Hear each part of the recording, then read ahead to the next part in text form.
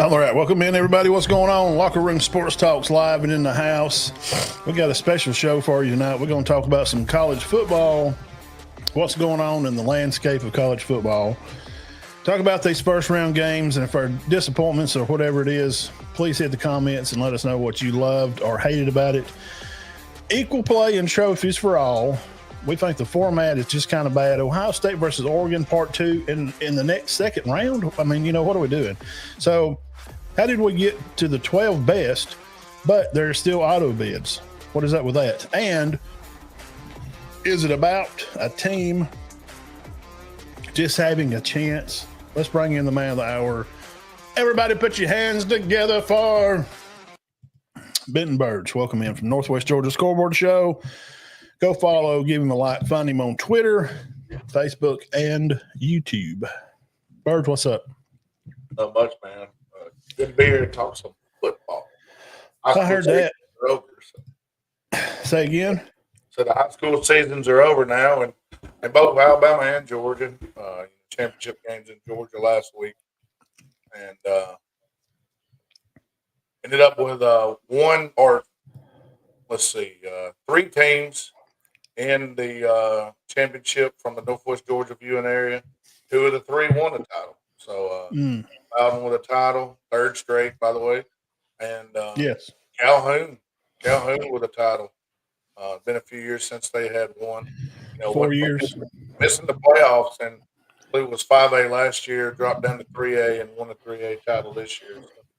And then Carrollton, lost a close one. I was actually down there and turned the ball over a few times late in the game, and Grayson gets Carrollton.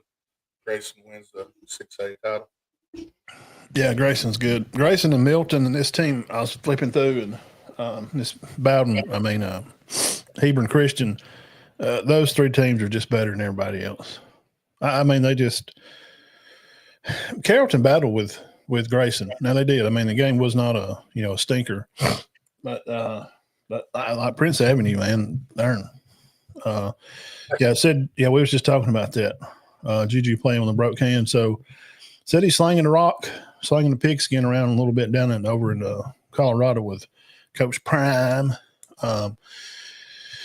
Getting used to the playbook, and I'm sure he'll be an early enrollee. And there's a lot of stuff going on around the world in recruiting.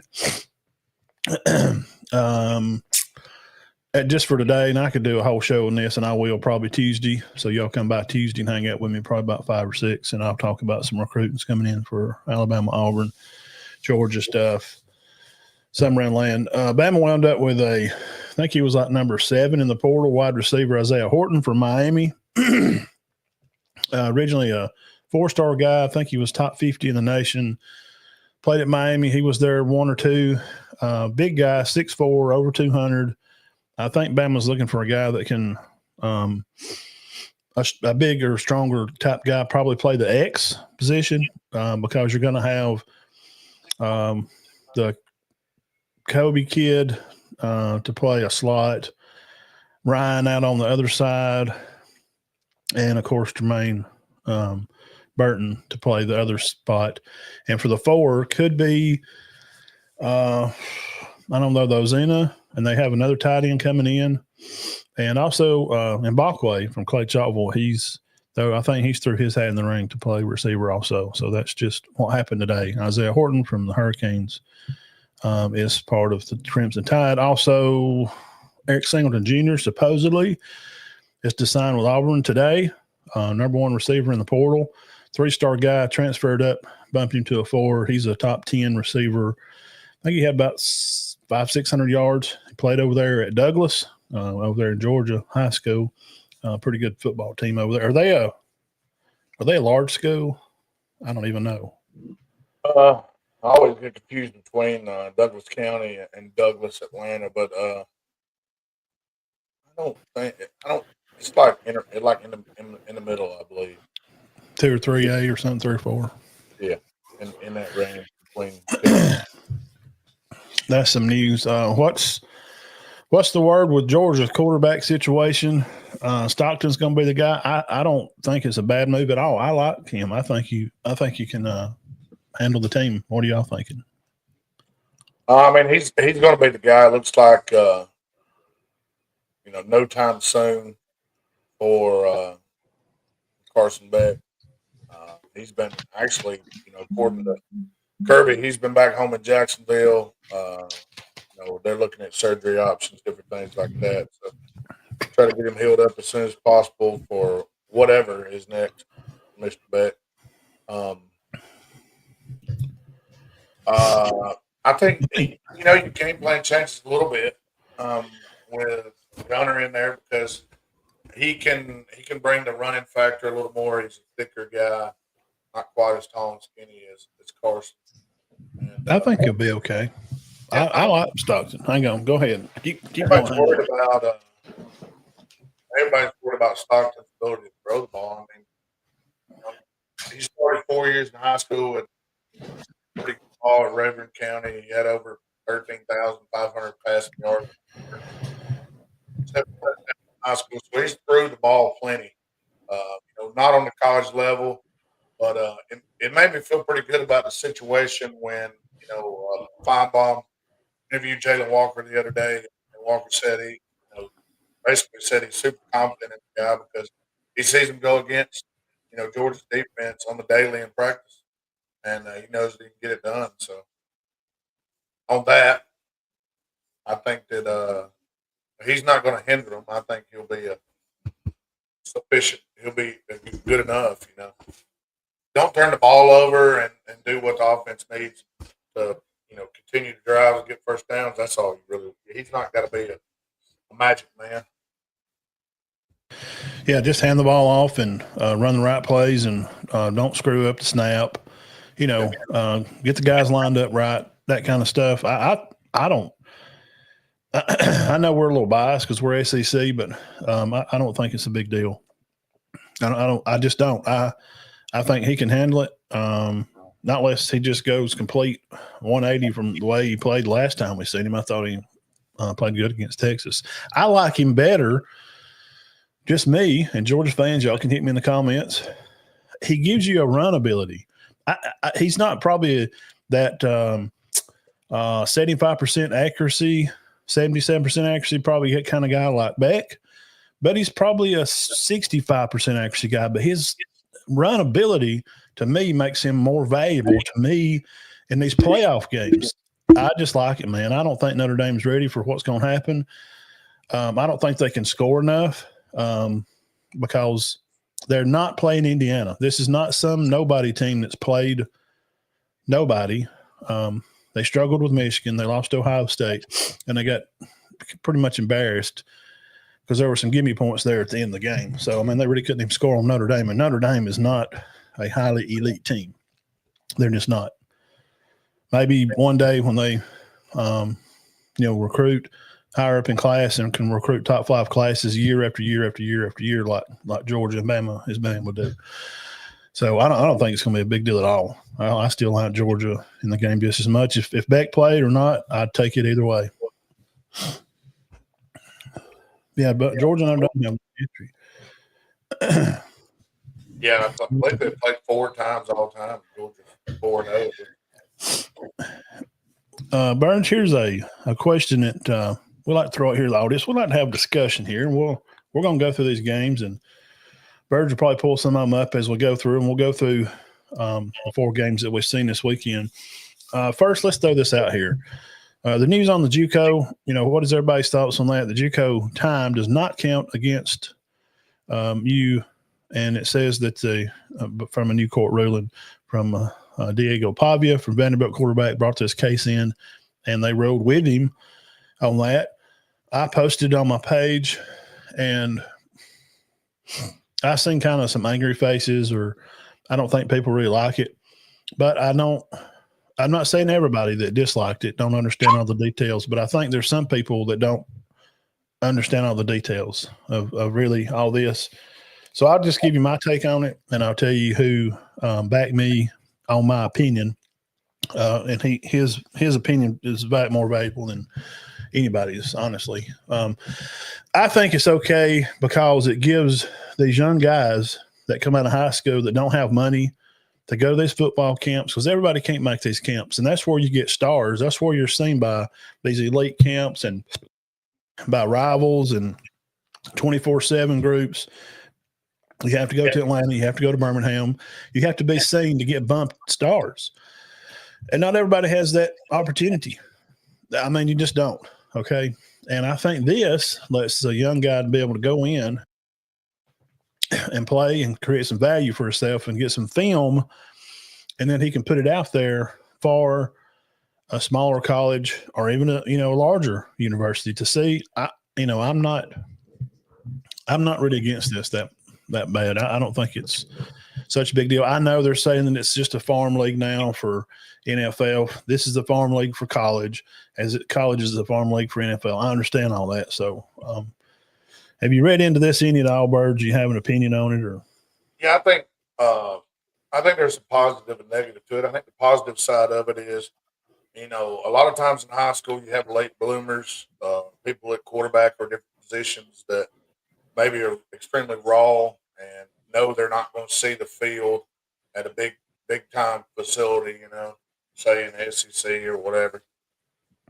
They can go to the JUCO route and they can play a year or two and develop and then come to the bigger schools. I think the problem, well, it's already a problem, but you're going to further see high school recruiting. If you're not a 3, 4, 5-star guy, it's going to be tough to go from high school to a big time program unless you're one of those upper guys, because they're going to look at guys that spend a year or two in the JUCO that have put snaps against other guys that are 18, 19, 20 years old, and I think it's just going to further hurt high school recruit, and that's a negative thing for me. But as far as the individuals go, I mean, it gives them time to materialize, and you may get a slight bit of better football out of it eventually. Yeah. I like the development side of it. I'll say this, and then we'll move on to something else here, and we'll get into the games. We'll talk about Indiana and Notre Dame first. And in my opinion on that I had just gave to, and Jeff says that this will be will penalize some of the smaller colleges that aren't JUCOs. Yeah, it could. That is, but if you're good enough, you're going to go. I don't think their first thought is going to be, I want to go play JUCO if I'm not rated. Now, if you're not rated at all, then that's probably where you need to go. Try to go JUCO route and try to get some film, get some more play time. Maybe your school don't have, a big group of experienced coaches. Maybe you're from a small school and you are good, and you're fast, and you think there may be some opportunity. I think it's a good shot to go let a kid try. But if you are pretty good, I mean, if you're rated, you're a 3 or 4, you're a 3-star guy. I mean, small colleges is wide open for you to go. And I used that example a while ago, and I said somebody backed me up on this, and that would be Jacob Cornejo. Jacob agreed, which he's at Cumberland now. He was the star out here at Cherokee County High School, tailback that broke all the records out here for the high school. And he agreed that because he's kind of won. I mean, he got a lot of money to go to all these camps, but I mean, obviously he was good because he broke a lot of records. And you've seen him play in person, and he's hard to tackle. There's some things on film that you don't see, and I think that's where individuals like him, that they'll get to be around the coach and can see the other valuable things. Like sometimes just, being a guy that comes to practice every day and is willing to be there and to show up every day, those kind of things matter. I mean, you can get a 4-star guy that is a tired and won't show up to practice. I'd rather have the 3-star guy that just wants to show up every day and work. Yeah, the hidden intent is So I think that I think it'll all kind of work itself out now. Let's talk about these first round games. I mean, just our ideology, or your first point of, I guess, overall, what did you think Notre Dame, Indiana? About what I expected. I just didn't think up front. I hadn't seen Indiana challenge too much during the season. the game that they were challenged, they were defeated pretty easily. You know, really, the passing game wasn't amazing for Notre Dame, but when you rush for 193 in the playoffs and you give up a 98-yard run, which I mean, a long run can happen, but 193 to 63, that, I could have chose the winner on the rushing stats. Yeah, Indiana never could. They just never could get anything going to try to run the ball, and it is what it is. Ellison had 37 yards. He ran 11 times, and the other guy, the Ty son Lawton, I think he ran at 10 for about 30 yards. None of them had any touchdowns. They had Price was the only guy, the receiver, that really scored any. And it was 17-3 at halftime, and Indiana picks up some crap points in the fourth quarter there. And Notre Dame, I think they kind of slowed down a little bit. Riley Leonard, I think they slowed down.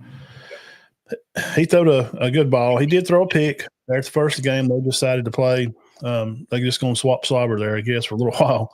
But he winds up with over 200 yards. And, I mean, like you said a while ago, team-wise, you can pick who's going to win it. You know, they went near to 200 for rushing and right over 200 for passing. Now, for the game itself, I don't know, man. There's been 1,000 people on Twitter and Facebook, and YouTube's got 100 videos that are just like, you know, kind of what we're talking about. I think everybody's watching has probably seen 300 other videos griping about, well, if we let a SEC team in, by God, I would have been better. I guess. You know, and we're SEC guys, but it is what it is. They didn't, and they're not going to. There's a reason that they are not going to, because this was the plan last year. You know, after Bama got in, I'm telling you, they had a meeting as soon as probably during the Michigan Bama game that this can't happen anymore. We cannot have. There's no way we're going to put Georgia and Bama both in it. There's no way, one or the other. But here's the problem. Bama give them a reason not to by blowing it at Oklahoma. So you just handed them the knife to run up in yourself, just kill yourself. So I'm not going to stand up here and holler about Bama should be in, because I'm a old school Bama guy. I don't think they earned it. I don't think they deserve it. I mean, you just did. Yeah, I think we'll talk about the playoff itself a little more after we go over all these games. I think I'll just save my comments till then, because okay. Kind of a little, not really, I don't. But just 394 total yards. Man, look, Indiana had, they had like 160 at half. These were a lot of give me yards, and if I hear what riles me up a little bit, Birge, is there's people that make real money doing what we're doing right now. I mean, they make a lot of money. And I'll call them by name, from Danny Cannell to Tim Brando. Why is Tim Brando so ass hurt? He's downgraded Coach Saban. He said that he was no good, that he didn't really contribute anything to the game of football, and he was very selfish, and he was just talking all kind of crazy stuff, bro. I don't know why I think what it is, he's old. He seems like an old Karen. And that because he's been in the business so long, that you're just supposed to kiss his ring, because I'm Tim Brando and I've worked for ESPN. I've worked for Fox, and goddamn it, I know everything about college football. You cannot disagree with me at all, or you're a dumbass. That's just the way he comes across. So there's a lot of silly points, that people try to make, as in equal play and trophies for all. Well, what I was going to say is that everybody can't win, but some people do have to lose. And Tim has to understand that you have to look at the wins as well as you do the losses. And I don't think they're taking the whole body, because they're picking and choosing. And he's got some kind of axe to grind. And Danny Cannell's just you can't say he's stupid, because he's very educated. wasn't a terrible thrower of the ball, in college. I think he just really deep dives in his comfort so deep that he just cannot see anything else because his eyes are down in the swamp water and he can't, see out. So some of those people that are saying this game was not as bad as it should be, that we're still going to get 4 teams in the end. Indiana should have been there. And then when we say, well, I don't think so. They played 2 games and they lost them. They struggled with Michigan. So I wasn't amused by this game at all. What's the next game on the list you got? The next one on my list would have been SMU Penn State. Yeah. That one was worse. Yeah. 38-10. 38-10. Minus scrimmage game. Yeah, and that's what it is, man. They can't win up front. These smaller schools just don't have the guys. They rushed the ball for 58 yards. I think it was 48 at halftime. So they rushed the ball for 10 yards after the half. Okay. I mean, did you get to watch it closely or what? Yeah, I watched a good bit of that game. Yeah. Penn State, defensively, they got after him a little bit. Kevin Jennings didn't have time. They just couldn't block them. And then conversely, Penn State was just kind of road breaking. They went for, 189. They had 2 guys over 70 yards, 3 touchdowns on the ground. Drew Aller did what he had to do, 13 for 22 for 127. I mean, not amazing. No picks, though. No interceptions. No touchdowns. So, I mean. Yeah, they had 3 guys over almost at 30 yards plus. Receiving, so he moved the ball around very well. And rushing wise, the Smith guy, he ran for over 60. Johnson Jr. ran for nearly 30. So, they rushed for about 80 yards and all. But I mean, we know that the yards come off, and I hate that because I know what you see the Smith kid run for 62 yards. He averaged 3.4 carry, but as a whole for the day, 1.6. Average 1.6, 1.7. Oh my God, man.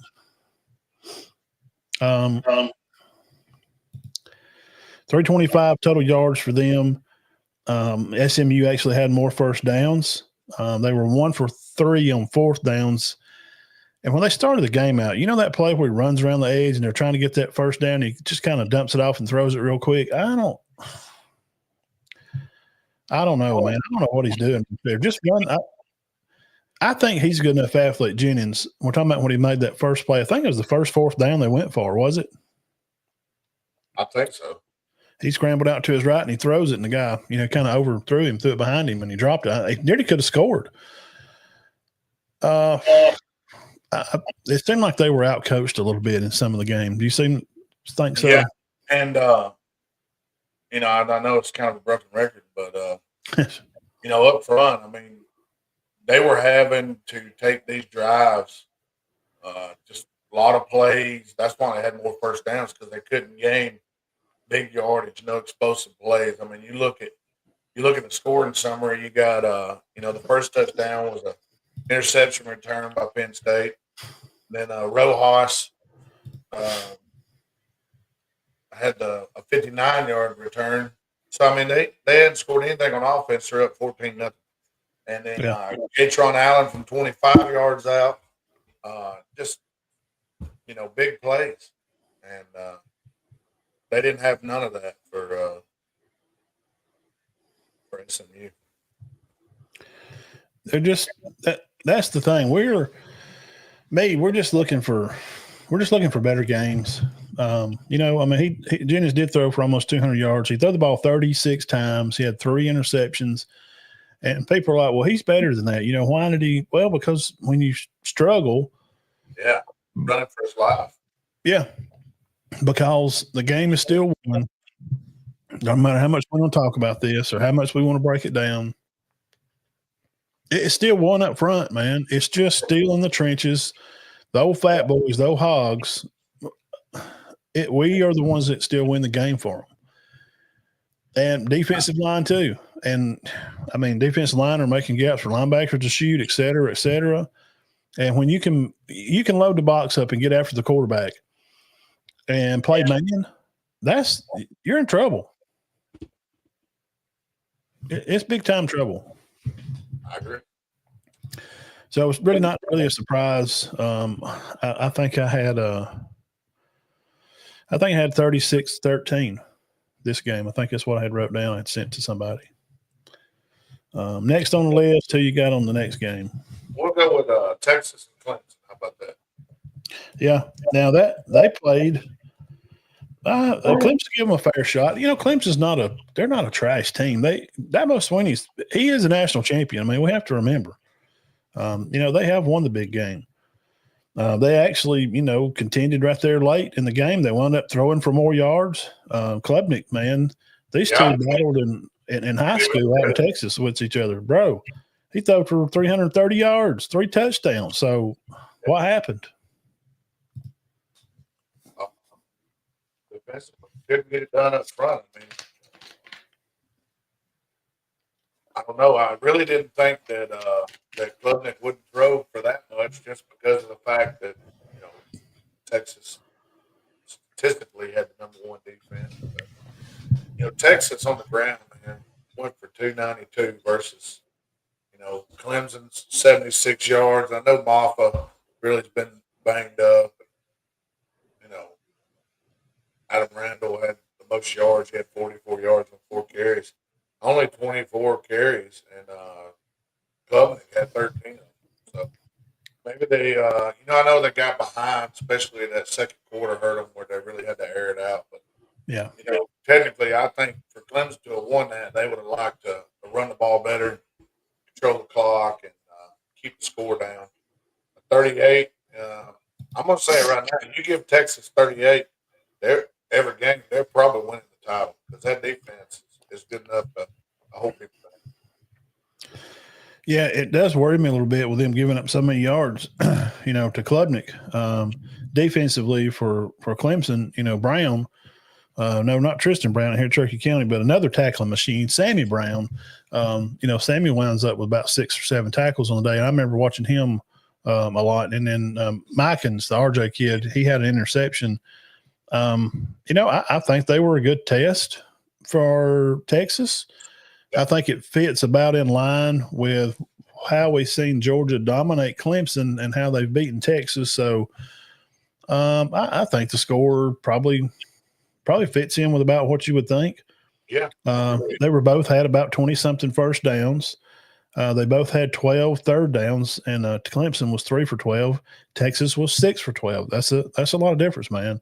But Texas is only 1 for 4 on 4th downs. That's a big problem. That tells me that in watching the game and stuff, and then going back and looking at this, that tells me that Clemson's defense played them pretty good, man. They put them in some bad situations, and they had to go for 4th downs 4 times, and they only got it once. I think what helped them was in opportune times, Clemson got some flags. They kind of put them in bad spots also. They both throw picks. They both kept the ball for about 30 minutes. So, Texas run about 70 plays. Clemson run 67. So, it looked pretty bad because it was like 28-10 at half. And you're like, well, and Clemson made adjustments there. And Dabo does what he does. He's going to, try to put up a good number there for them. But yes, they did. He adjusted some, and they tried to make a little push there. I'm just not impressed with Quinn Ewers. I just not. I can't help, what I think. So what happens if he comes back next year? Transfers? Yeah. Yeah. I've heard stuff like Ewers is going to transfer somewhere. Yeah, I've heard that too. But that's just hearsay. Yeah, I've heard that too. So overall, I think Clemson got a good test. I think they pushed Texas, and I think that will prepare Texas to play Arizona State in the next round. Yep. Who's next? Well, the last one is Ohio State and Tennessee. Yeah. Now, I don't think there's a whole lot to, they just got their ass whooped. I don't know no other way to try to, make it pretty or make it nice, because 42-14 is not even really what it could have. 42-17 is not even really what it could have been. Birds, this score could have been 60-0. Listen, Will Howard threw for 311 yards. And I get that Ohio State has a really good receiving corps. Mm-hmm. I don't know that. I mean, to me, that's the best I've seen Will Howard look. I mean, he was throwing the ball to open receivers, but yeah, I did not see that coming from Tennessee's defense. The defensive line, which has been pretty good all year, had virtually no effect. No. They were they couldn't get to Howard, and conversely, Nico was running for his life, and he had 104 yards passing on 31 attempts, which is 3.4 average. That is basically throwing it sideways. So, and he run the ball 20 times. Yes, yeah, and I don't think I've seen him do that all year. Now I know they were just trying to do the best they could to manufacture something, but and Dylan Sampson, obviously he was hurt too bad to where he couldn't perform. Yeah, I don't know what does that. I mean, we couldn't even get an answer from him. He just kind of him-hawed and me-mawed around the question. He just playing in here and go around the lucky. And we're just going to adjust and we're going to come out and play. What did he just say? I mean, he didn't even – I don't know what he was saying. One time he said the chocolate pudding one time. He was saying crazy stuff. I don't know what he was saying. Yeah. Well, this is another one of those teams, Ohio State. You get a performance like that. You give Ohio State 42 points and they're probably winning the title. So, I mean, I think the games are going to get better. We'll talk about the next coming games, and then we can talk about the format itself. I know we want to talk about that for a segment. Will Howard, he did throw one away. We'll point that out. Nico winds up running for nearly 50 yards on those carries. Peyton Lewis carries the rock for him for 77 yards. Now, here's what I wanted to look at. Gibson, 3 tackles. Pierce Jr., this guy's an animal, 3. Tendler, number 22, he's the tall 6'2" guy, linebacker, number 22. He leads the team in tackles. Why? He had 7. And then Boo Carter, 1. Kidding me? Like, where did this defense, where did Spielman go? Where did Bolton go? Where are these guys at? Bolton had none. Nothing. I don't even know if he even played. I'm just very surprised at the defense of Tennessee.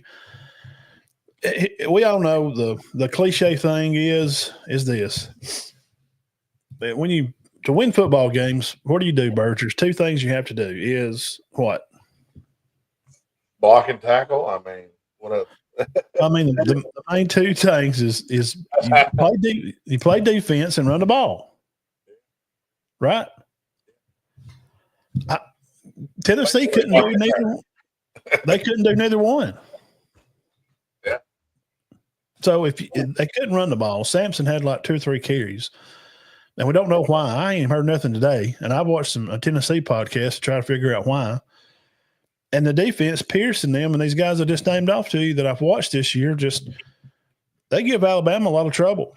They give Georgia trouble. Yeah. I don't know if it was the weather. They come out with their shirts off. Maybe the fat boys' nipples were so tender when their pads touched them when they put their pads on or something. Maybe that weren't the day for them. I know mine are, it's cold outside, bro. It's fat boys, man. It's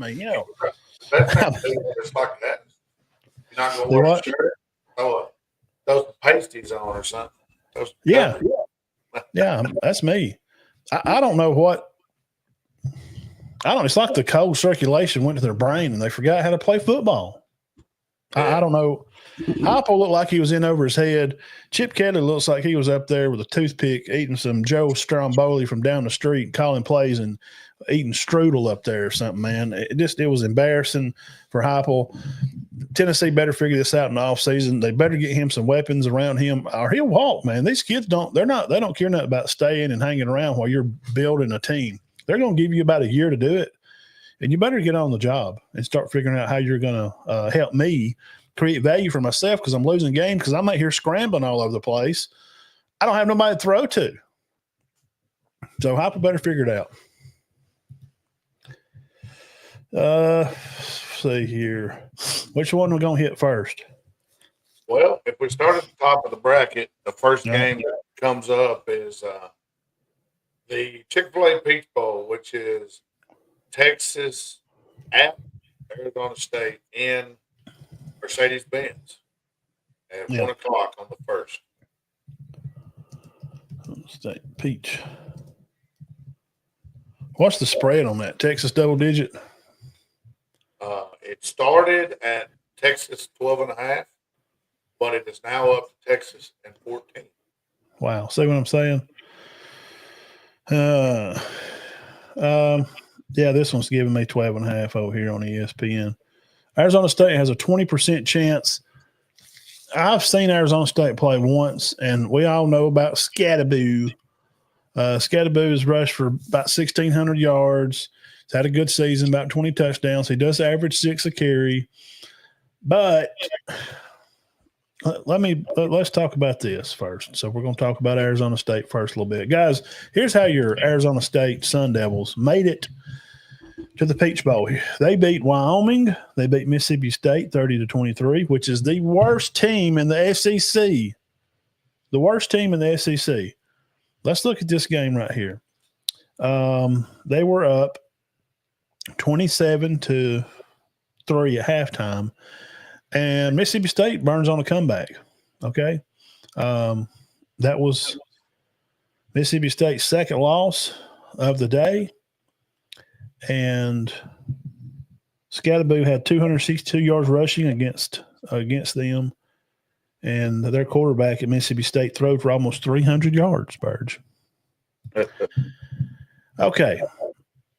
So just by gauging of what I've seen and who I've watched, I can assume that if Mississippi State can throw for about 300, I'm going to assume that Ewers can throw for about 400.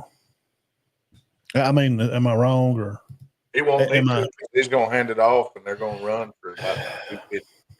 Yeah, Wisner's almost 1,000 yards on the season with 100-something carries. And conversely, Arizona State is not going to have near the yardage from Scatterboo as they've had in these games. I mean, no, you can run the ball. Go ahead. Oh, I'm sorry, I interrupted. Go ahead. No, I was just going to say that I think it's going to be hard for him to get out of the backfield. I mean, there's going to be 50% of the run plays, he's going to be getting hit at the line of scrimmage just because they're not going to have the line of scrimmage to stand up against the defense there. And I know he's a big guy and he get going downhill, but, just looking at the NFL, look at Derrick Henry. You let Derrick Henry get 3 yards downfield with rolling, he's almost impossible to stop. Mm-hmm. But if you get him before he gets going in the backfield, I've seen him shut down, Yeah, he just hit his feet. Yeah. I've seen guys just slap his feet together when he takes about the first 3 steps. Yeah. You hit his feet when he would try to peel off around the end, and you see a guy dive through the line on the ground and just like slap his feet, he's down. But if he's rolling in the linebacker level, I mean, it's over. He's training somebody. I mean, Yeah.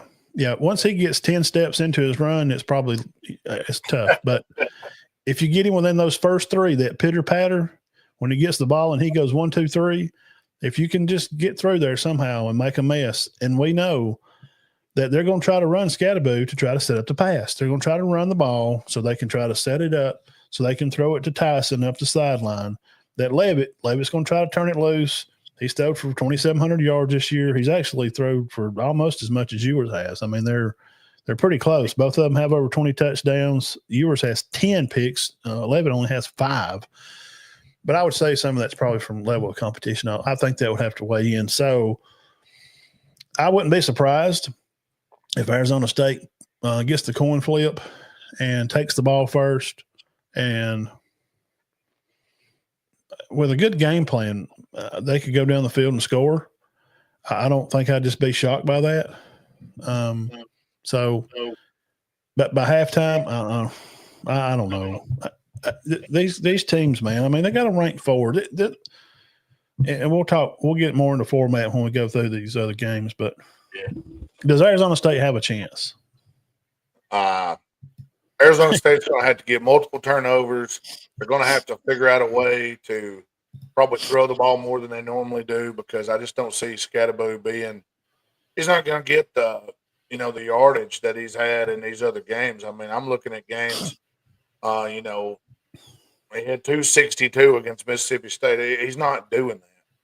He had 262 and they won by 7 points. To like you said, one of the worst teams in the SEC.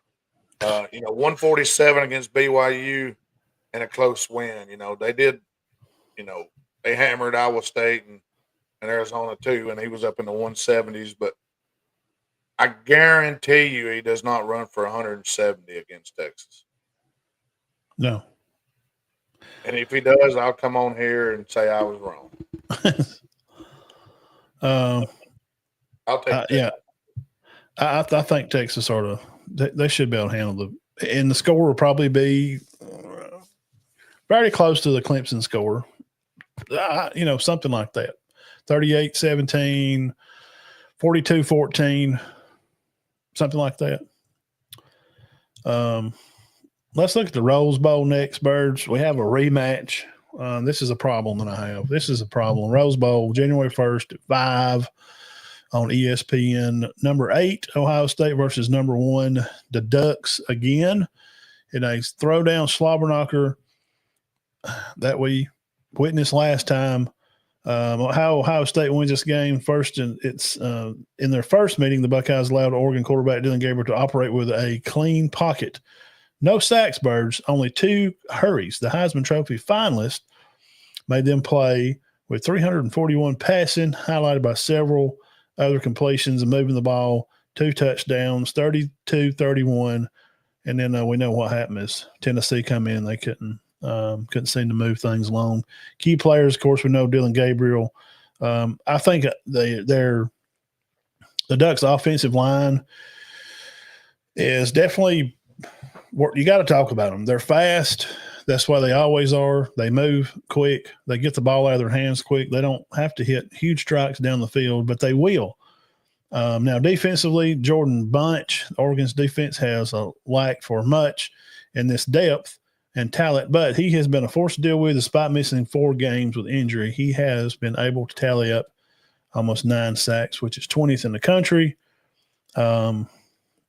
Leading in the Big Ten and the Rose Bowl is a boom for a player like him. So this will be a large stage for him to play on. So how does the Buckeyes, coming off a big win, how do they respond, Birge, after just slobber knocking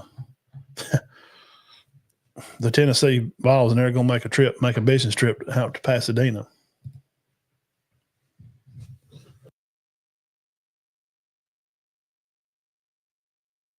I think you muted.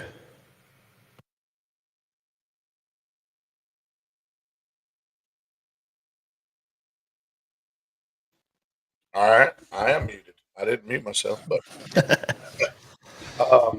when I filled out my bowl bracket a couple weeks ago, I picked Oregon to win this game. I can't change that now, but I can change my mind. And I like Ohio State's chances in this one. They were rather impressive last week. I don't know if that's at the opposing team's demise or what, but I think I would probably favor Ohio State, and the spread now is Ohio State -2.5. So it's moved a little bit since it opened at -1. But I'd probably take Ohio State in a rematch. Everybody always says it's hard to beat a team twice. Blah blah blah. They run the ball a lot better. Will Howard threw the ball, took care of it a little bit, and I think that I think they'll have a shot at it. I mean, this could be another one just like we saw before, a slobber knocker. And, Ohio State's got to manage the clock at the end of the game a little better. Or, in the first game, they might have won it. So I think it's a coin flip game. If I had to choose today, I'd probably go with Ohio State, even though Oregon is the undefeated team. Yeah, I can agree mostly. It is hard to beat a team twice. Last year, DeBoer was the only one to do it. He beat Oregon twice at Washington, which was very surprising. It's just a slight road trip. Oregon could load the bus that morning and, go out and have stuffed French toast and go down and stretch and warm up and play the game, where Ohio State's going to have to catch a plane. They're probably going to be there 2 days. They'll probably come 2 days before. If I had to bet, I'd probably think they come 2 days before. They probably roll out the 30th or 31st and get out there at least a day or two early. I don't know if that will make any difference to them. Oregon was one of the most traveled teams in the country, and they won. I mean, they went on the road and won a lot of games. I know, like playing Illinois or Purdue is not, they're not playing quality opponents, but it's still traveling, having to get your team up and get ready to go win a football game. Ohio State's kind of like Bama. They give you those vibes of like, hey, if that team shows up, if the Alabama team that beat Georgia, dude, the team that beat LSU, that team was, I don't think they made a mistake. The whole first half, there was like, everything they did was right. The little pass plays when they played Georgia, they dinked and dunked them on little short passes and good runs. If that Ohio State shows up that played Saturday, it's a wrap, man. Good luck anybody beating them, honestly. Georgia, and I got probably Georgia picked to win it, but good luck to and Kirby would say the same thing. I'm sure he's told his guys, hey, if them guys show up, we better be ready. Kirby's old visor will be twisted plumb around sideways. He gets all tore up, man. That visor gets turned around. So it is hard to beat a team twice. Man, does that road trip matter at all? Any? Nah, I don't think so. Not anymore. I mean, it's going to be probably 60 degrees out there. But I mean, them having to leave so early, and Oregon's it's just down the road. I mean, it's probably from Eugene to Pasadena is. I've been to Pasadena. It can't be more than 12 hours. If I'm just making a stupid guess, it can't be more than 12. I kind of feel like Oregon's got the edge. I feel like they got the guys to beat them. I think Dan's confident. I don't think it's fair that Ohio State has to play that Oregon has to play Ohio State again in the second round. The format is flawed. They should have changed this around to where they shouldn't have met up till the next round. I think Oregon should have been over on the other side. Ohio State should have been on the bottom over there on that side. Like, let's see, how'd that go? It would have been it'd been more fun to me to see. Right here it is. There it is. I like to see Ohio State play Arizona State. And let Texas go play Oregon. Really, number one should be playing the last team. So, actually, Oregon. Well, that's really right. Then Oregon is playing the lesser of the teams. So, they are playing the lesser of the teams. Well, it's all because of the format. And I know. We'll go over that after all the games because I got some ideas and some bones to pick on the format as well. I guess for that game, you going with the Stink Eyes? Yeah, like I said, I picked Oregon before, but I think right now I'd take the Buckeyes. Well, they told me now, Jeff. They said that. It was on the Bucknuts podcast. They said that Ryan Day caught all the plays against Tennessee. So, you can't say. I'm just kidding. I don't know. I'm just messing with Jeff. I don't know. It's a short road trip and a business, decision for Oregon. It is hard to beat a team twice, but I don't trust them, man. They're like Alabama to me. I don't trust Ohio State. They just worry me, dude. If that team shows up and they come out and play like I know they can, but if that team shows up to play Michigan, they are whooped. All right, what's the next on the agenda? Let's see here. We talked about the top two: Penn State, Boise State.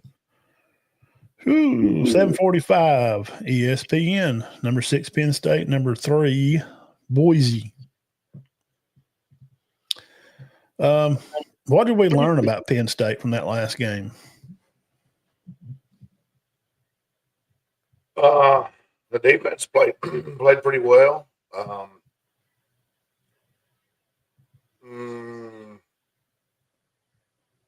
They really didn't have to do a whole lot through the air, but the rushing game was pretty good. I think they rushed close to 200 yards. I mean,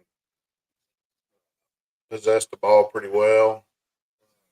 I think that their line of scrimmage isn't terrible. And you got Aller, which is capable. He's going to run it too. He's going to be able to run the ball. He gives you that threat. So I mean, I don't know. Well, I just don't. Me personally, I don't see Boise holding up. I know they're the 3 seed because of the format, but I don't see this one being a good game for Boise. Genty, a bazillion yards this year. It's not going to happen consistently against Penn State. He'll have his yards, but I just don't think the line of scrimmage is going to be good enough for Boise to get him to anything that matters. What say you? Yeah, we know what they're going to try to do. Quarterback, their quarterback, the Maddox, Maddux, Maddox. He's going to turn around and he's going to hand the ball off. They can throw the ball some. They're not just terrible at that, but I think that because of the record is that he needs 132 more yards to break Barry Sanders' single season rushing record, which has stood since 1988. And when the bowl stats did not count toward the official stats back then, they do now. They're definitely going to try to get him to that 132, which he's possible to get that in 3 or 4 plays. So, I guess the question is, is Penn State, ready to come in and just do what you said a while ago, block and tackle, just show up and we're going to play the game that we want to play. Now it's going to be on the 31st. It's at 7:45. They'll be on after the Bama Michigan game. Perhaps we learned that Penn State does have an elite defense, but that seemed pretty clear before the 38-10 win over SMU, in which the D picked out Kevin Jennings 3 times and picked him off through the first half, returning 2 for touchdowns. The interceptions were a statement as far as about SMU incompetence and how they execute the ball and how brilliant Penn State was. Coach Franklin, perhaps we can learn that once again, the 106,000 plus Happy Valley can create havoc for an opposing teams. And that's just kind of the way it laid out for them. He had been just 5 for 21 versus top 12 teams at Penn State entering the playoffs. So Drew Aller is definitely their guy. And he's done well, and he's coming back to play next year. That's why their second team quarterback took off and hit the woods running. Said he didn't want to, but he had to because of the time of the portal. He didn't want to stay with the team and then be into spring and not have a chance to play because he knew Drew was coming back. Like you said, it's not a secret what they're going to try to do. They're going to run the football with GT. So if Penn State can force Maddox into keeping the ball with him and maybe giving him looks to where their defensive thinks that they can throw it and make him throw into some bad situations, Genty has faced a lot of stack boxes. And so not only does Penn State need the game plan to stop him on defense, but Abdul Carter and Sutton and company all have to actually bring down this Heisman runner-up. And you're just going to have to tackle him, okay? I mean, we can talk about it, and I don't think anybody watching has – well, I ain't got a clue. I don't know what Boise is going to try to do. we know what they're going to try to do. Would you be surprised if Boise beat them? Yeah, a little bit, yeah. Okay. I think they're too one-dimensional. I'm going to have to lean with Penn State. I think Coach Franklin has been around. I think he has the trust of his players. And defensively, I think there's enough to stop him. But I'll just say this.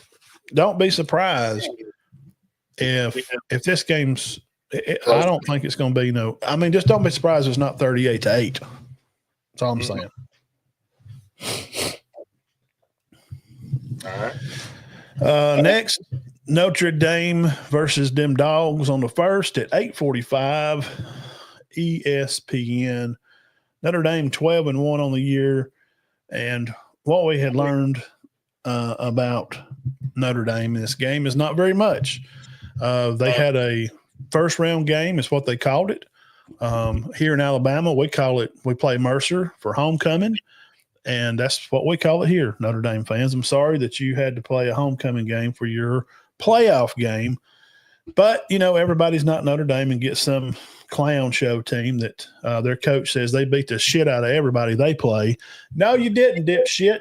You played 2 ranked teams and you got ass wiped on the field in front of everybody. We've seen it. So, Coach Cigarette, Signetti, Spaghetti, bro, just drop he's trying to be Saban tough. Don't do that. You're not him. You work for him for a year or two. Move on. You bring in your James Madison team. You got spanked all over the field, but we beat Charlotte and we beat Nebraska and Purdue. Shut up. Shut up, Indiana. Your podcast, I watched them clowns the other day, and they're trying to make excuses of why they were supposed to be. Shut up. No, you're not. You got no top-ranked wins against nobody. And it was proven. Everything that everybody said proved Saturday you were all wrong. And I'm not fighting for anybody to get in. I'm just saying that you shouldn't have been there. It's a joke. It was a waste of my time. I could have went outside and freaking throwed rocks at squirrels in the trees for 2 hours. So that's the proof, and that's where it's at. And that's just how it is. So we're sorry you had to have a homecoming game for your first round. So the question is, without Beck, we talked about that originally to start the show off. I don't think it's a big deal. But the Irish is going to have to harass Gunnar Stockton. They're going to have to stay on him and make him uncomfortable. He's not started any games, has he, Birge? No, not since year of high school. So just like that they did with Indiana and to play against Rourke on Friday, Notre Dame's defense, they're going to have to – it's going to be based on them, and they're going to have to carry the team. I think this is going to hinge on that.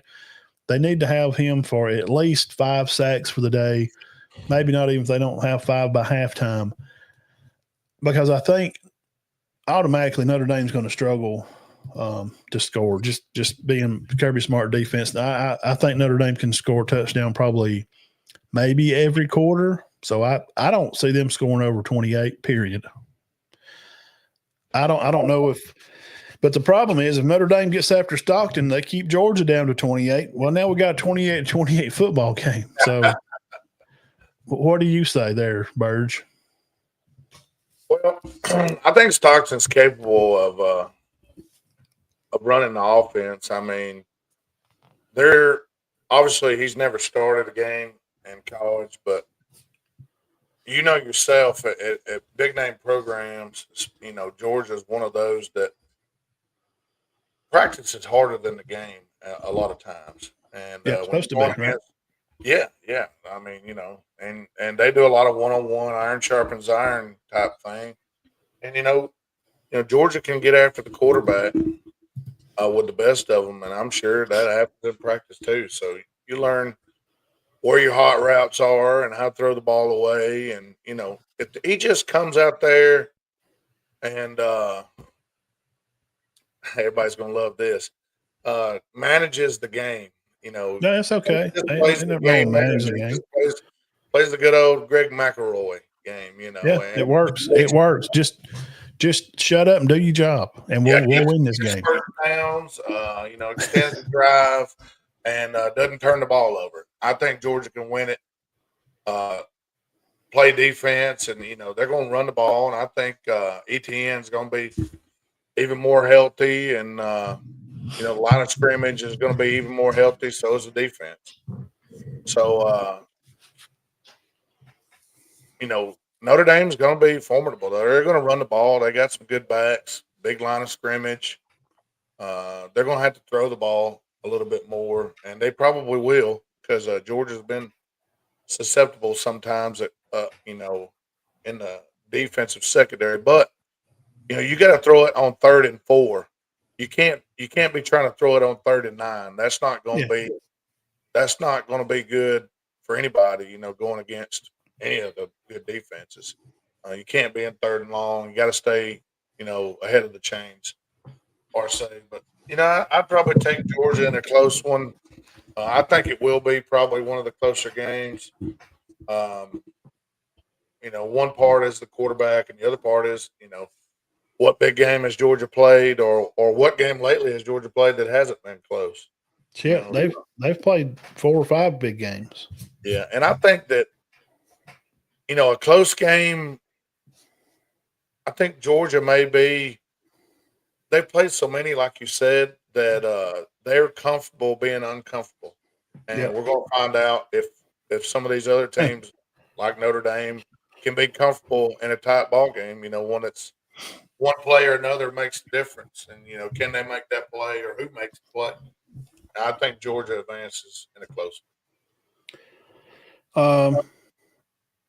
Score wise, I would probably feel Georgia by 2 scores.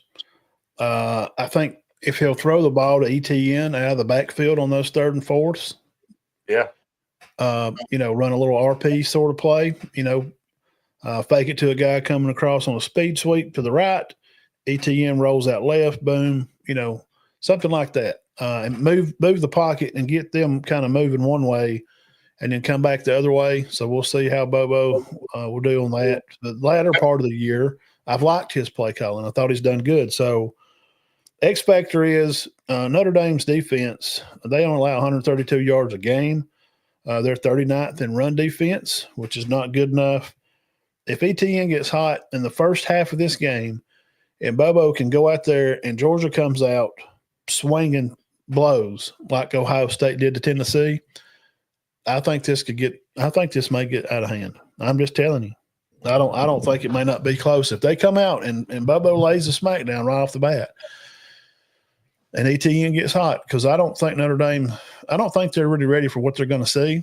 And you can coach it and you can tell it. Look, a little shout out here to 5 Red Devils. My son played at Cedar Bluff, and when we played them for 2 years, you can set up all the trash cans, you can run all the trap plays you want to, but until you show up on the field and you see that speed and that technique and that format of their plays, you don't know what's fixing to happen. I don't think Notre Dame's ready. Give me Georgia by 2 scores at least. I think Notre Dame's a fake and a fraud, and they always have been. They always will be. I hate Notre Dame. I really don't like Notre Dame. Well, it's funny you say 2 scores because I actually simulated on the new video game that game with Gunnar Stockton at quarterback. With everything updated, and Georgia won 27-13. Yeah, I can see that. That's why I was going to say 28-14. Yeah. Notre Dame may kick a trash field goal late. If Georgia slows down. Kirby's not a big guy like Saban was on letting off the gas early. Saban will let off that gas at halftime and just it's like he does it on purpose just to make you scoot back up on your seat to keep you in. I think there were some teams at Bama when Kirby was there, like they were so good. It's like he slowed down just to keep the players interested. You know what I'm saying? Yeah. I think Kirby and Nick done that kind of stuff. I don't think he'll do that because this is win or go home. Yeah, give me Georgia in this one. I like Stockton. I think this is his coming out party. and I don't see a reason for Beck to come back and play. I mean, what's he? See, he'll be a junior when he comes back, right? Or he'll be a senior. Beck? Yeah. Beck's a senior now, but I think he's a senior now. Okay. I didn't know if he's going to be or he already was. Okay. So he don't have nothing to prove. So, look, we kind of went through all of them, and you know what? I got a sneaky feeling that Penn State and Boise may be a little closer because I don't know. I don't know. Drew has been spotty through the year, but we look for Texas to win pretty good. Now, if you just look at these games, these four, everybody's going to, of course, say Ohio State and Oregon. That'll be another close game. I don't know, man. This one may go into overtime. I look for Georgia to win by the most, and I'll look for Ohio State to lose maybe by the least. Does that make sense? Yeah. The Penn State and Boise and Texas and Arizona State, those may get funky. They could get funky.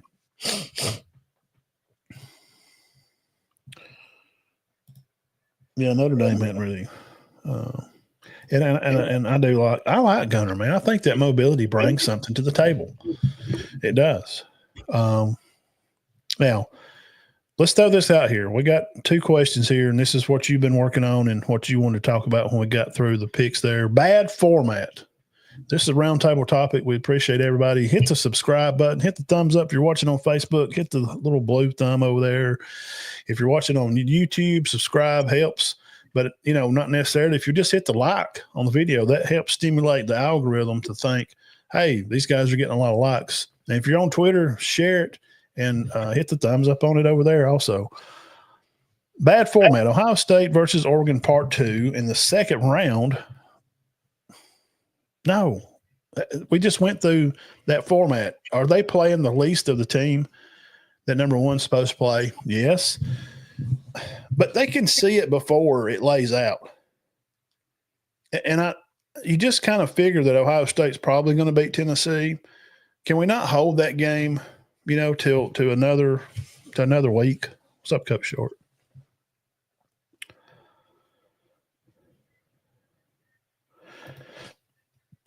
Yeah, but I think their inability to throw the ball is what gives them a negative. And Drew Aller's going to be something different than what Boise has seen, in my opinion. Coach Short, you forgot more about football than I do. That's just my opinion. I'm not calling you wrong, Coach. Coach Michael Short, by the way, shout out. He's a Tyrone Prothrow, the famous all-time at Alabama. He was Coach Short's his high school coach. Cool. He's forgot more about anybody I know.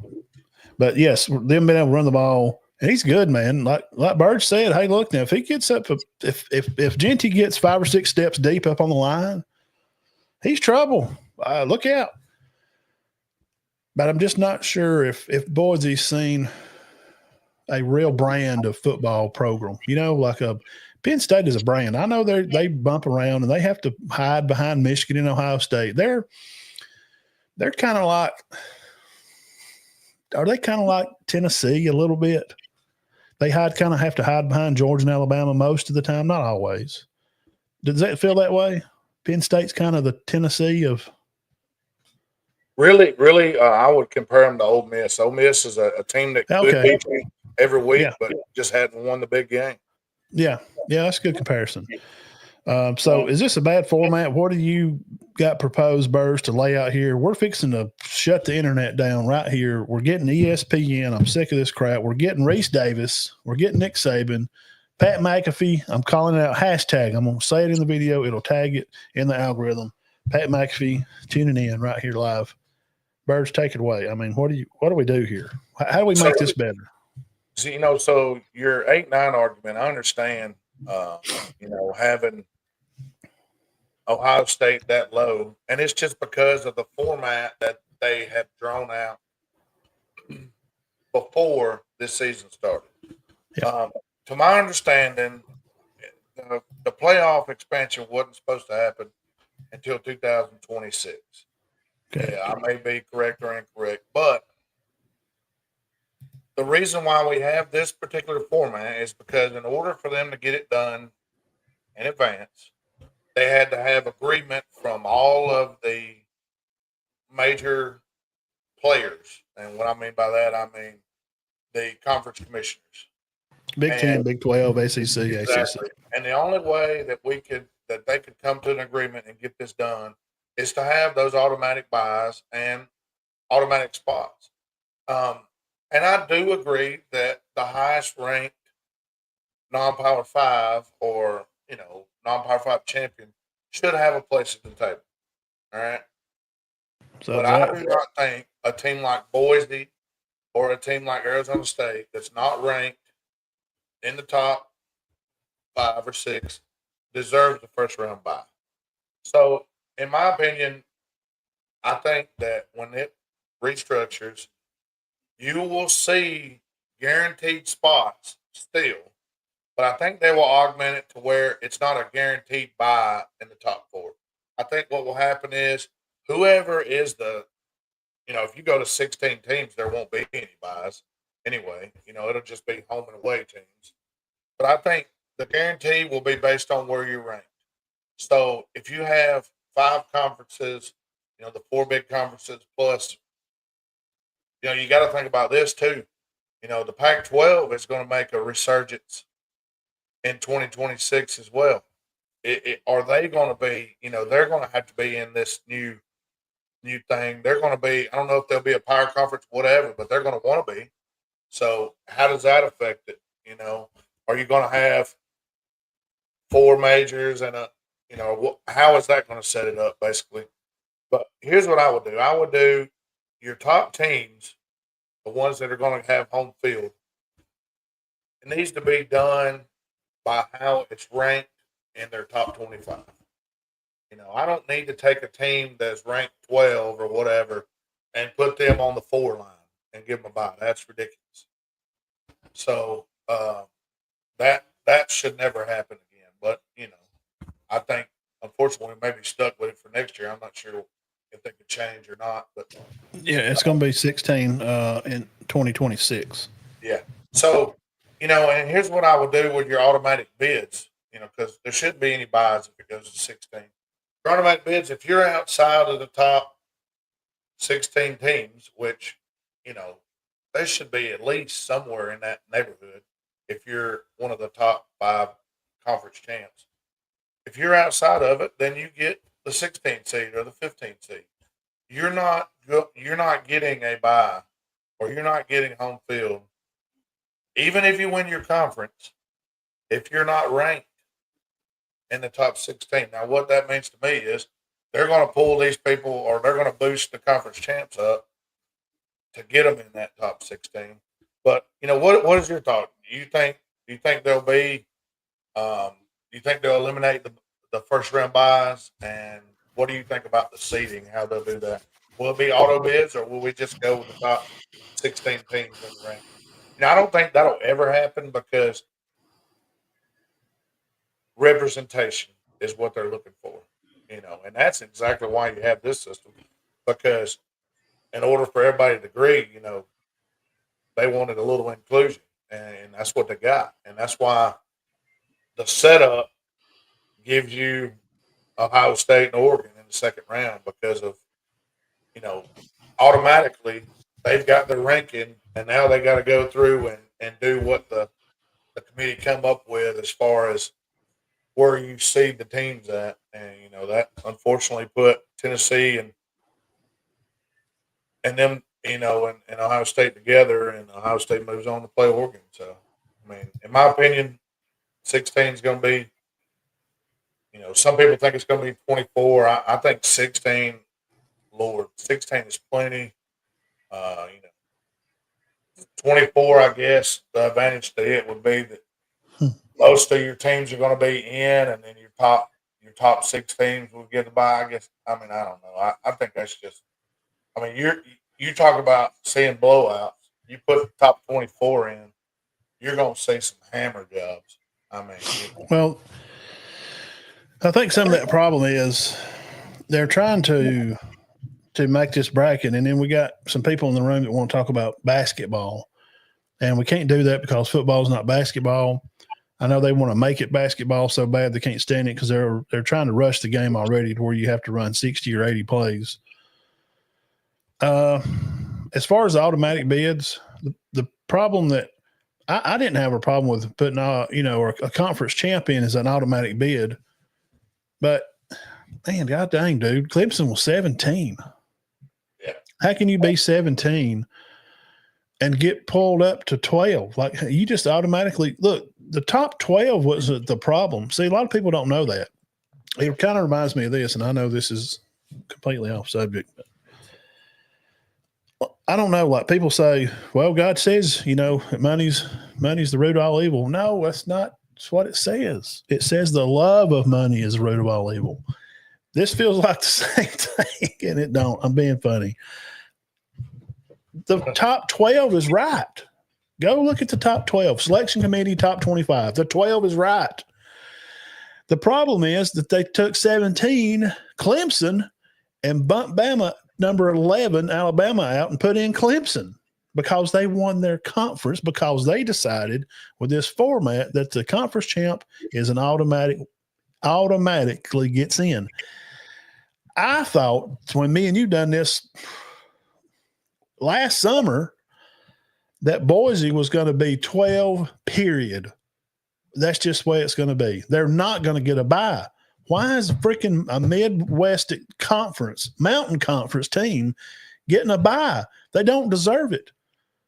I don't care if they go undefeated. They don't play nobody. So if you get one team out of that conference that makes a good run at it and has a generational tailback that they'll never see again at Boise State, never. They'll never see another player like that. They shouldn't get a bye. This is where all fell apart, because I'm sure you can go back and find the video of me and you doing this. We wrote it down on paper, and we even went through all the teams, and it wound up being the champions wasn't winning anyway. Either we got to decide that there's not going to be all, because next year will be 12 teams again. If you want to do it, make it easy. Just play 1 through 12. And let 1 through 4 be by. I don't care if there's 4 freaking Big Ten teams in there. If there's 1 through 4 and it's a real honest evaluation, then that's who should be the 4 that gets a bye. And then as we did, the number 12 will automatically be that team from the Mountain West. And 11 could be not less Notre Dame. Now, if they only lose a game, we can be honest about it and put them at 5.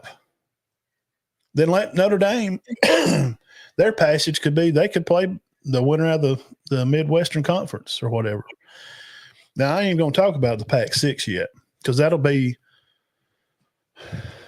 because what's going to happen, they could put them in and bump this Western Conference out. The Atlantic Conference, the one Boise State's in. So if we're going to have an automatic bye, if, like you said, if it's going to be a conference champ, god dang, man, they got to be in the 12. If they're not, sorry, you're just a conference champ. Well, play a better freaking schedule. And I had people crushing on Facebook last night. Well, they just played their schedule. Yeah, and here's what Clemson did. At least Dabo had enough kahungas to him to schedule 2 SEC teams. And you know what happened? Birge, tell them the score of Clemson and Georgia. It was bad. Yeah, it was bad. It was bad. Clemson played South Carolina. They lost. I watched the game. Clemson was never in control of that game. Clemson run all over. Their defense got ran all over. Sellers owned them for 3/4 of the game. So when we see with my 4 eyes that the SEC has legitimate teams that should be in this playoff, and then we see crapshoot games like we've seen Friday and Saturday, it's deterring, man. It makes you think like, it's like it's just obvious what they're doing. We know the Big Ten guy, the old fatty, the black guy, He's the Michigan AD. We see what they're doing. So either do this. Just run 1 through 12, whoever it is. Now, if you want to format that 1 through 12 to be conference champs and runner-ups, there's your 8.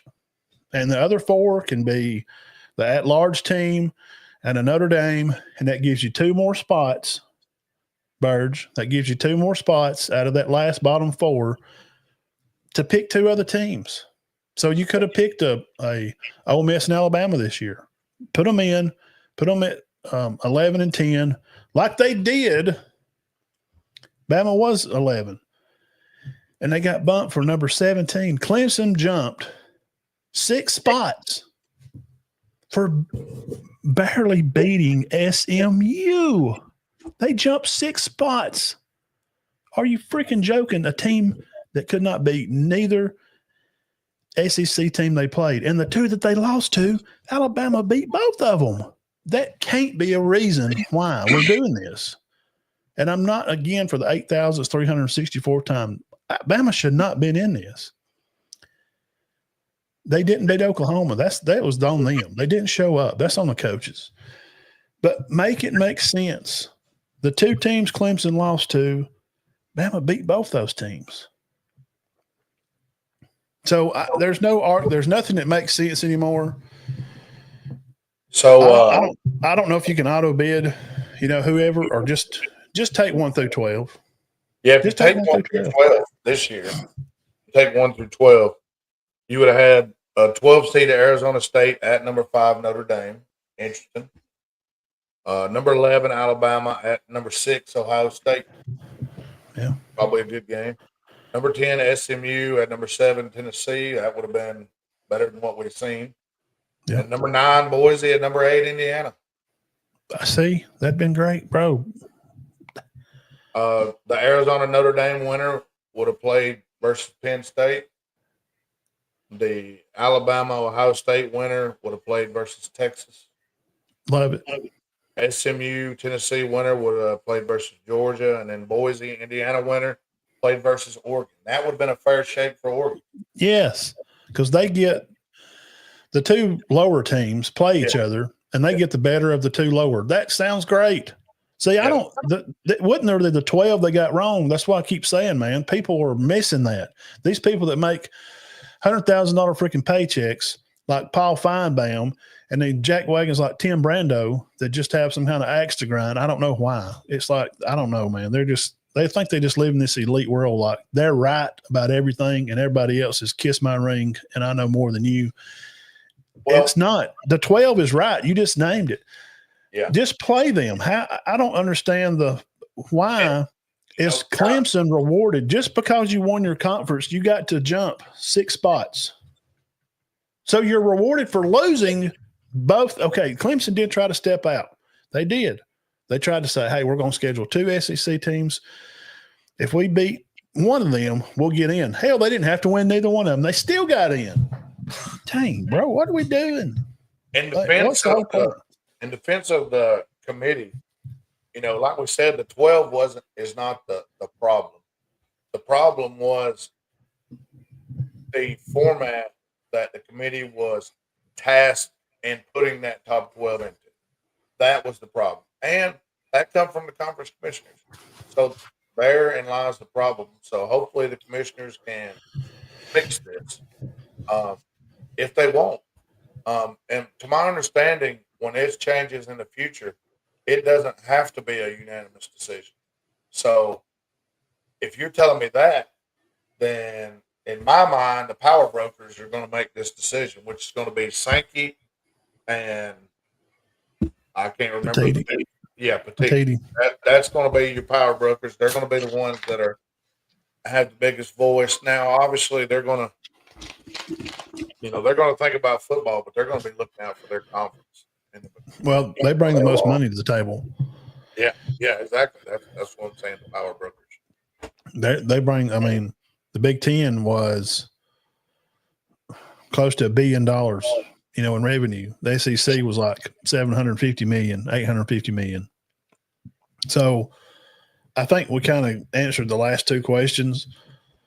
How did we get the 12 best, but there's auto bids. You can't have an auto bid and have 12 best teams, because if you're going to automatically place teams, I just laid out the case of you automatically jump Clemson 6 spots, and they can't even beat a SEC team. But you jump them 6 spots to make an auto bid. So is it the 12 best teams are the most deserving? Those two words mean different, man. These guys got to go back, get a dictionary. These guys on this, like Booger Farland,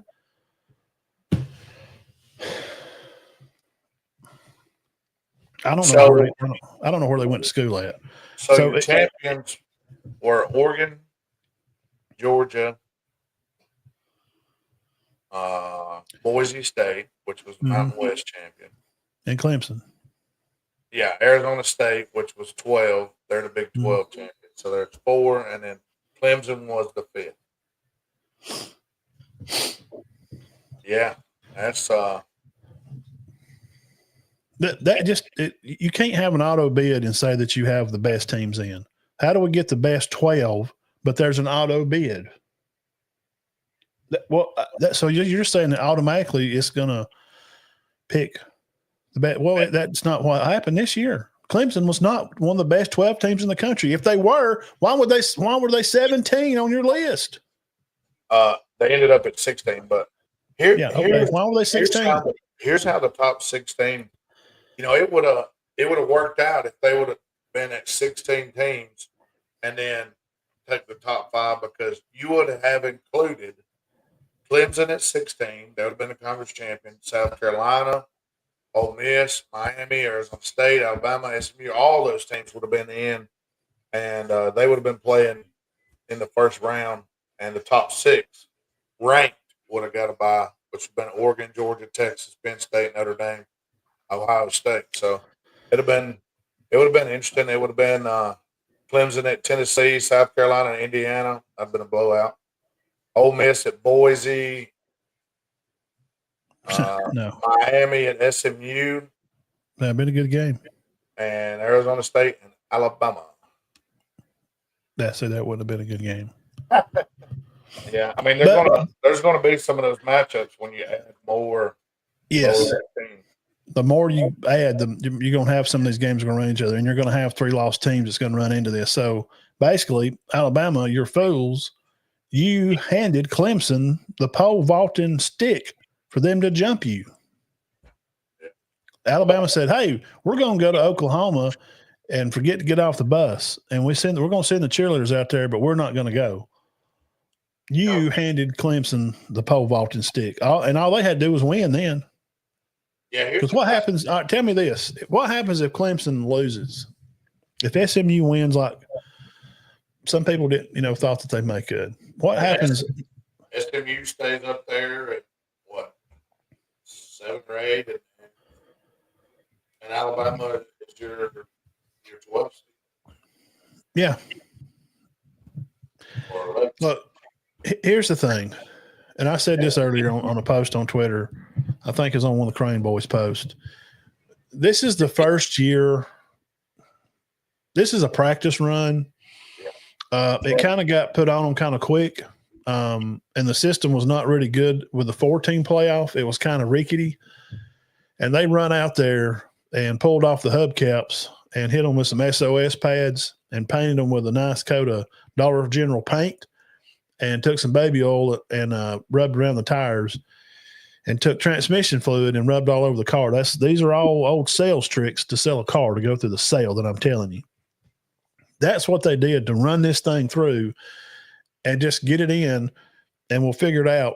And they positioned all those teams. You see, like you just said, Clemson was 16. They put all these teams in there in that position on purpose.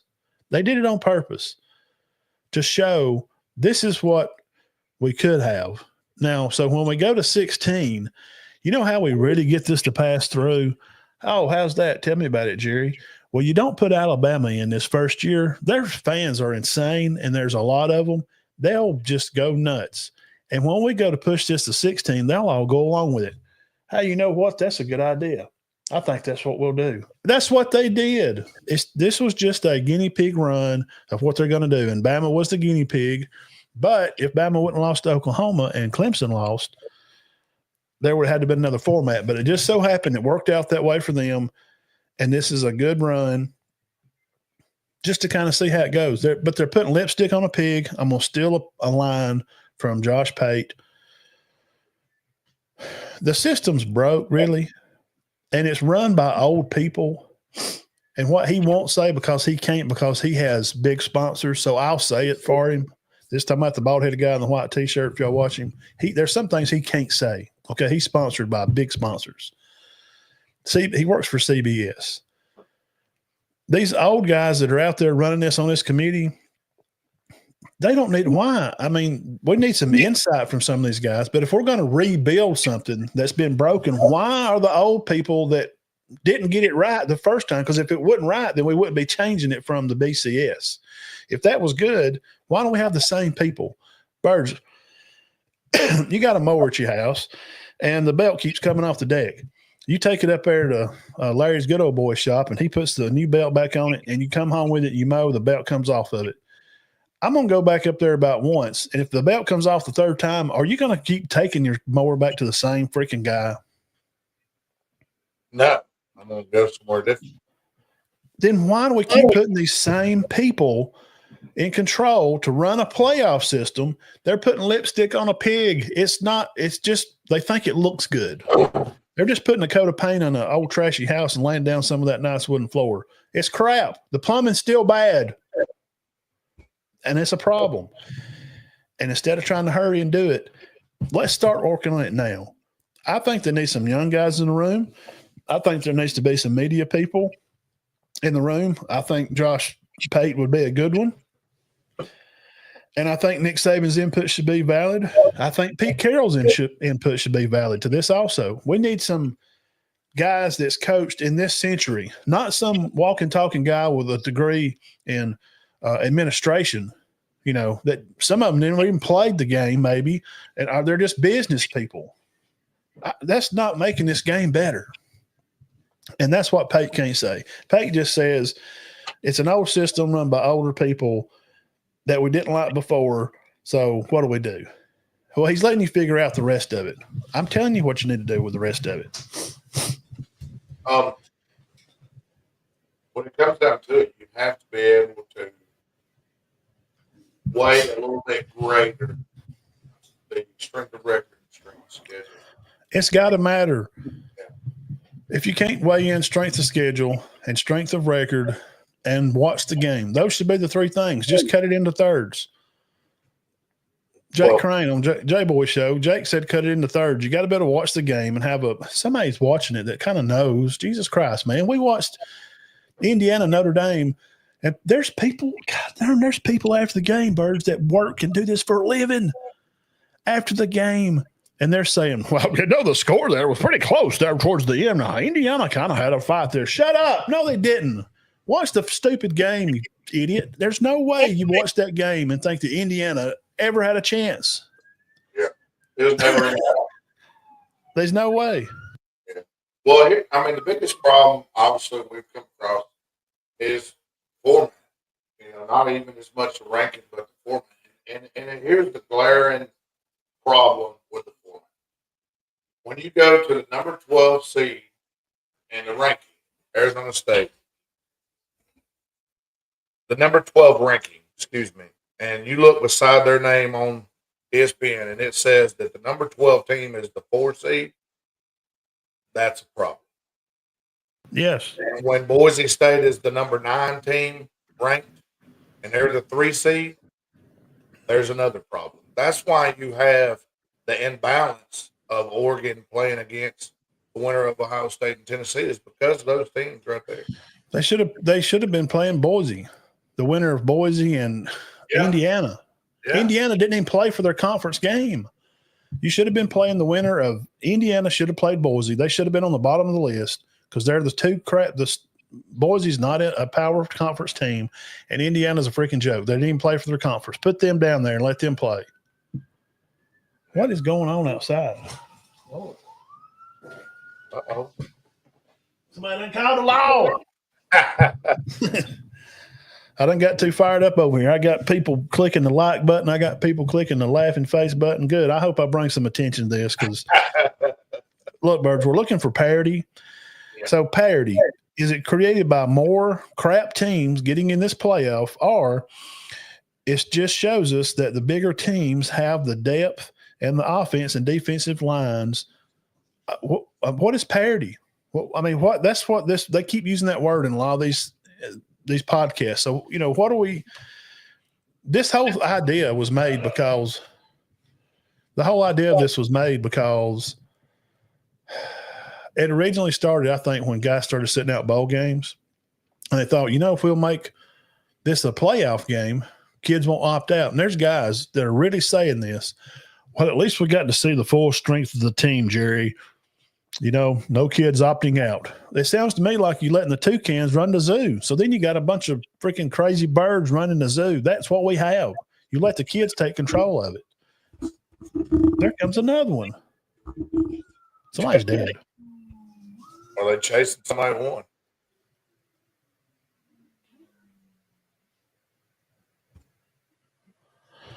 Bro, it's outside.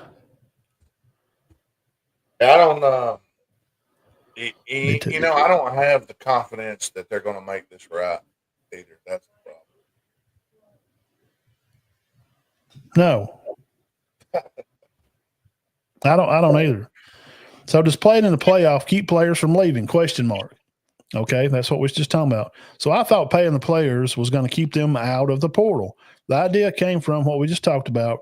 If we make a home game for a 4 or to the 5 to the 12 teams, those 5 through 12s, 4 of those teams, that'll keep the players from jumping and skipping out because they have a chance. So we're all sick of this, that our favorite team is getting to a bowl, and half of the team just hits the portal, like what happened last year with Florida State. Half the team quit on them.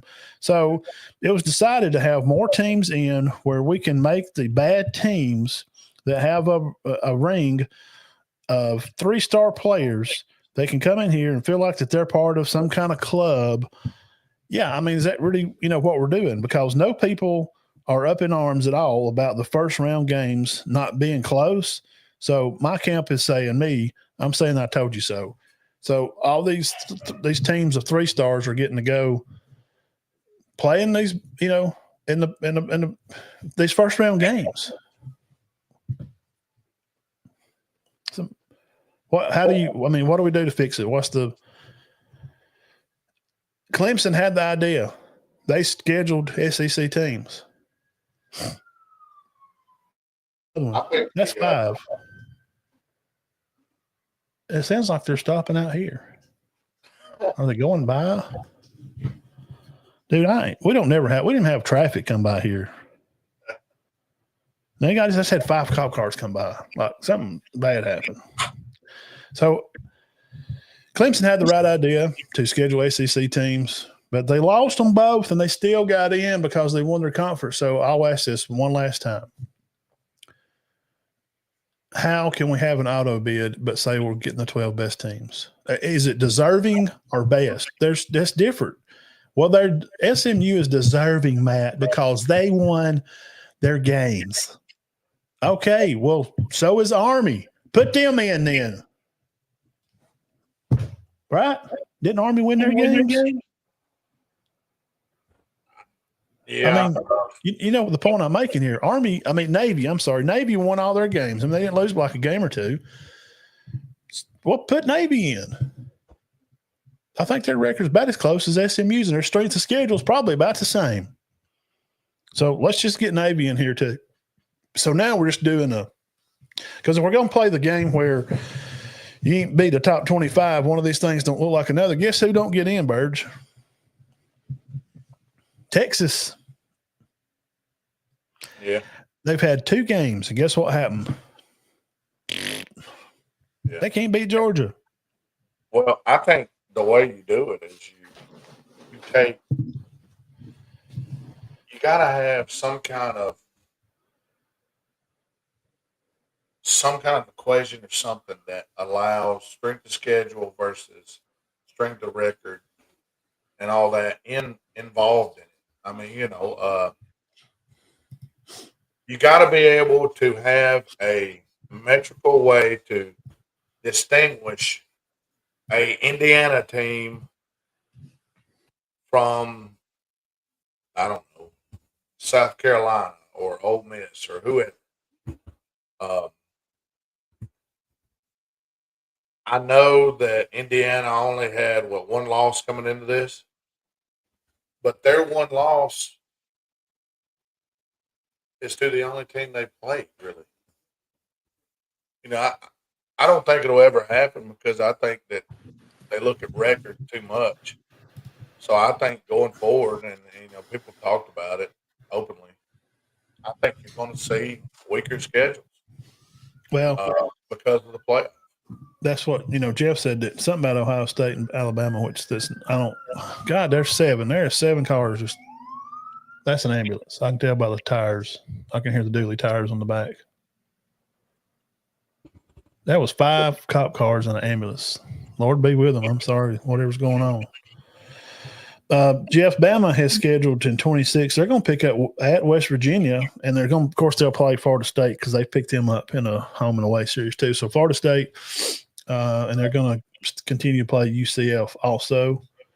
That's Alabama in 2026 schedule. Next year they do open with Florida State. Well, Alabama next year opens at Florida State. They play. It wasn't the same game. They're going next year instead of opening with whoever they open of Western Kentucky. Next year they're going to go to Florida State, and then they're going to play ULM, and then they have an off week, and then they have another off week on the November the 1st. So here's the trouble with other conferences squawking. The SEC had 8 teams in the top 25 ranked. The other conferences had 4. So if we're forced to play each other in 8 games, and the Big Ten's griping at us saying, well, y'all play a weak schedule. We play each other 9 times during the year. Well, I guess you can because 90 freaking teams, like only 2 of them are ranked.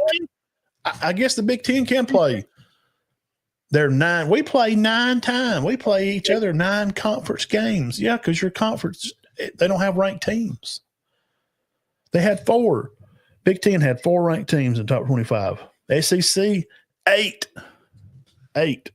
So if we play 8 conference games, that means all the ones that are ranked, we're all going to play each other.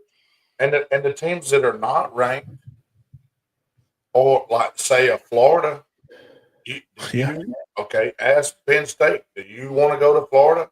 And ask Texas A&M if they want to go to Auburn and play. Yeah. Yeah, get you – look, I tell you what, since y'all are Billy Badass, how about Illinois? Pack your bags up and go take a trip to Jordan-Hare Stadium and see what happens. Or Florida or any of those, yeah. I'm just saying. Georgia's schedule next year, I know it's not a result of this, but, they opened up with the Thundering Herd of Marshall that doesn't have, 3/4 of their roster is gone. No, they don't even have a team right now. I mean, then they play Austin P. Governors, yeah, and the other. That's who Jacksonville State plays for homecoming. That shouldn't be allowed. Y'all can't play them. And then Charlotte, and then obviously Georgia Tech at the end of the year. Georgia Tech went 8 overtimes this year, bro. Whew. Yeah, no, we're just trying to balance out, because we got to go to Neyland. We do have Alabama at home. Got to go to Jordan-Hare. Got Ole Miss at home. Got Florida, which is going to be tougher. Well, Georgia at home. I ain't gonna say nothing about Georgia's schedule. Next year when we do their schedule, you're just gonna see me go down through it and pick my wins and losses, because Georgia had to eat a big old bag of freaking donkey. You know what? Yeah. They traveled for a month. They went home. Like he said, they were here or there, and I'm like, when he said their first home game back is going to be, was it Auburn? I was like, Jesus Christ, y'all been on the road for like 3 weeks. Yeah, did you hear? I'm sure you heard what Kirby said. Yeah, about Greg Sankey and his crew. Yeah, Sankey didn't look like he enjoyed that comment too. Well, hey, you know what? Why are you trying to bury the team that's carrying the flag right now? Georgia's kind of the flag carriers. With Saban gone, Kirby's kind of the flag guy. They're the most recent team to win a national championship. He's up here holding your flag on top of the mountain. You know, shirtless Kirby with his visor on, with his chest bowed out, with his teeth like this. Can you picture that? They better the next 2 years in 6 and 27. They better get a little break on that SEC schedule. They better get something. Let me gently say something to you here. We'll turn the lights down real low, and we'll get real quiet here for you Texas fans, you little softy cupcakes. They're looking to play at Ohio State to open the season, which that game may be dropped because why you want to open and play a good game? Why? Because it don't matter. Just play crap teams and win all of them because let's go to week 2 for the little Longhorns. San Jose State, UTEP, Sam Houston, at Florida, Oklahoma, Kentucky, Mississippi State, Vanderbilt, off week, Georgia, okay. Arkansas and then A&M. Where is a loss besides Georgia? Yep. Where? Please, God, let Florida beat Texas next year. Billy, let me go through that again. Let me go through it again quickly and just listen. Just write this down mentally. SEC fans, this is what your new teams they let in the conference. They may win the darn thing out. I don't know. San Jose State, UTEP, Sam Houston, Florida, Oklahoma, Kentucky, Mississippi State, not Ole Miss, Vanderbilt, not Alabama, or Ole Miss, at Georgia, Arkansas, not LSU, and then A&M. What are we doing? What is that? Now, let me look at this one here. Are you listening to this one, Birge? Now, this one you need to stand up and salute here. Oklahoma plays Michigan, Temple. Then we started off Auburn, Kent State, easy. Then we go Texas, South Carolina, Ole Miss, Tennessee, Alabama, Missouri, LSU. They won't win 3 of them games. Let me start right here. In the month of October for Oklahoma, Texas, South Carolina, Ole Miss, Tennessee, Alabama, Missouri, LSU. Yeah, and Florida's schedule is not much better. They do have LIU and USF, but then they're at LSU, at Miami, home against Texas, at Texas A&M. They do have Mississippi State, the cocktail party in Jacksonville, then at Kentucky, at Ole Miss, and home against Tennessee. Of course, the month of November. They'll be lucky to win 2 of them games in November. Georgia, Kentucky, Ole Miss, Tennessee. They'll be lucky to win 2 of them in November. Well, you got your September slate at LSU, at Miami, Texas, and Texas A&M. And then you got your November slate. Bro, all I can say is they better beat the Sharks game 1 and the Bulls game 2. And I think Florida will be improved. I do too. I think they're going to be fine. I think they look good in the ball game. Yeah. What about Arkansas' schedule? Wasn't it pretty tough this year? I hadn't looked at there. I went through most of the team schedules. I did a little special show probably when these come out, like maybe 2 or 3 weeks ago. Yeah. They got Notre Dame. They're going to play them in September. That's the only thing that's kind of weird. Ole Miss, Tennessee, A&M, Auburn, LSU, Texas, Missouri. Yeah, pretty tough schedule. I don't know what they're going to do, man. Arkansas's in a big mess. Arkansas's in a big mess. Yep. Well, so yeah, that's again, guys. Thank y'all for coming by and hanging out with us. We kind of broke down all the games. I don't think nothing funky is really going to happen. I think Texas beats Arizona State. We're looking at the screen here. Ohio State, they got a good shot to beat Oregon if anybody can. I think it'll be them or Georgia. Notre Dame and Georgia, I think it should just be business as usual. And Penn State and Boise may be closer than some people like, but we think Penn State probably gets that done. So we kind of dislike the teams that are probably favored. They'll probably be the ones to win it, I think. Yeah, I think if Ohio State rises up and beats Oregon, they're obviously going to be the favorite to probably win it all. If Oregon wins, I'd probably I'd give Texas or Georgia a good shot at it. Of course, Oregon as well. Well, Dan's a good coach, and he didn't take the Bama job for a reason. There's a reason he didn't come to Alabama. He thought what he had was good enough to win. Obviously, he's got the number one team in the nation, so obviously he's done something good. Look at the path. I mean, Texas must have used some of that money in playoff season to screw Oklahoma to win their schedule. Portal recruiting, Birge. I'll be around Tuesday evening sometime. If anybody wants to check that out, I'll go through some things that are happening. Like I said at the beginning of the show, the Isaiah Horton is the big spiel today, and they got the Newberry kid and the Collins kid. Alabama's they're getting them. They got him a guard from A&M that's going to take the place of Tyler Booker since he's graduating and going to the NFL.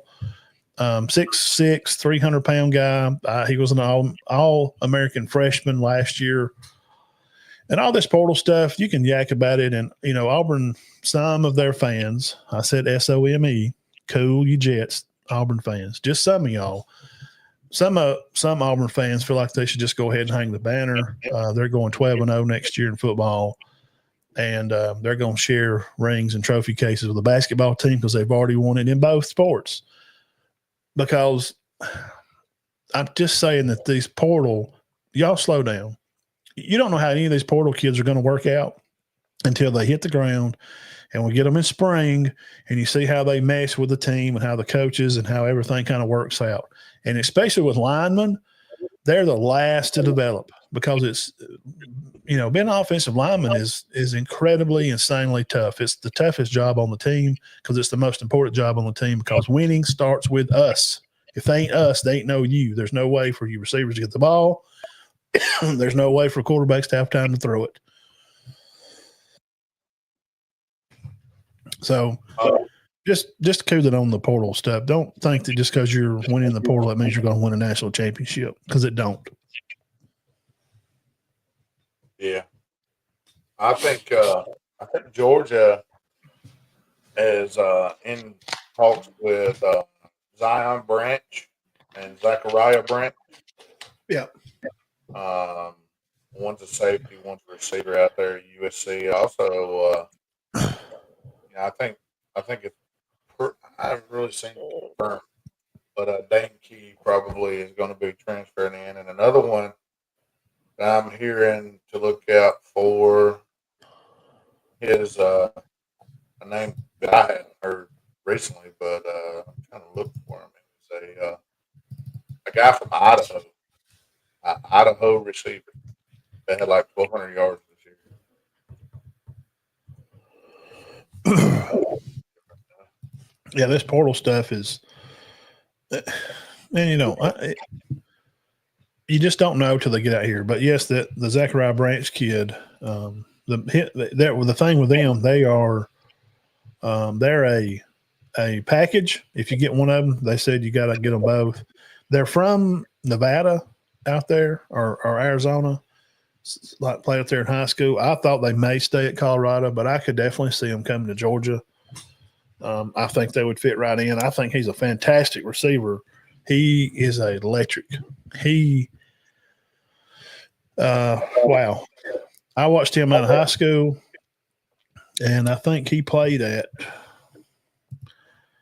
one of those fancy schools Bishop Gorman's in Florida, but you know what I mean? Like Shamadan Madonna or Mater D. Yeah. Let's see right here.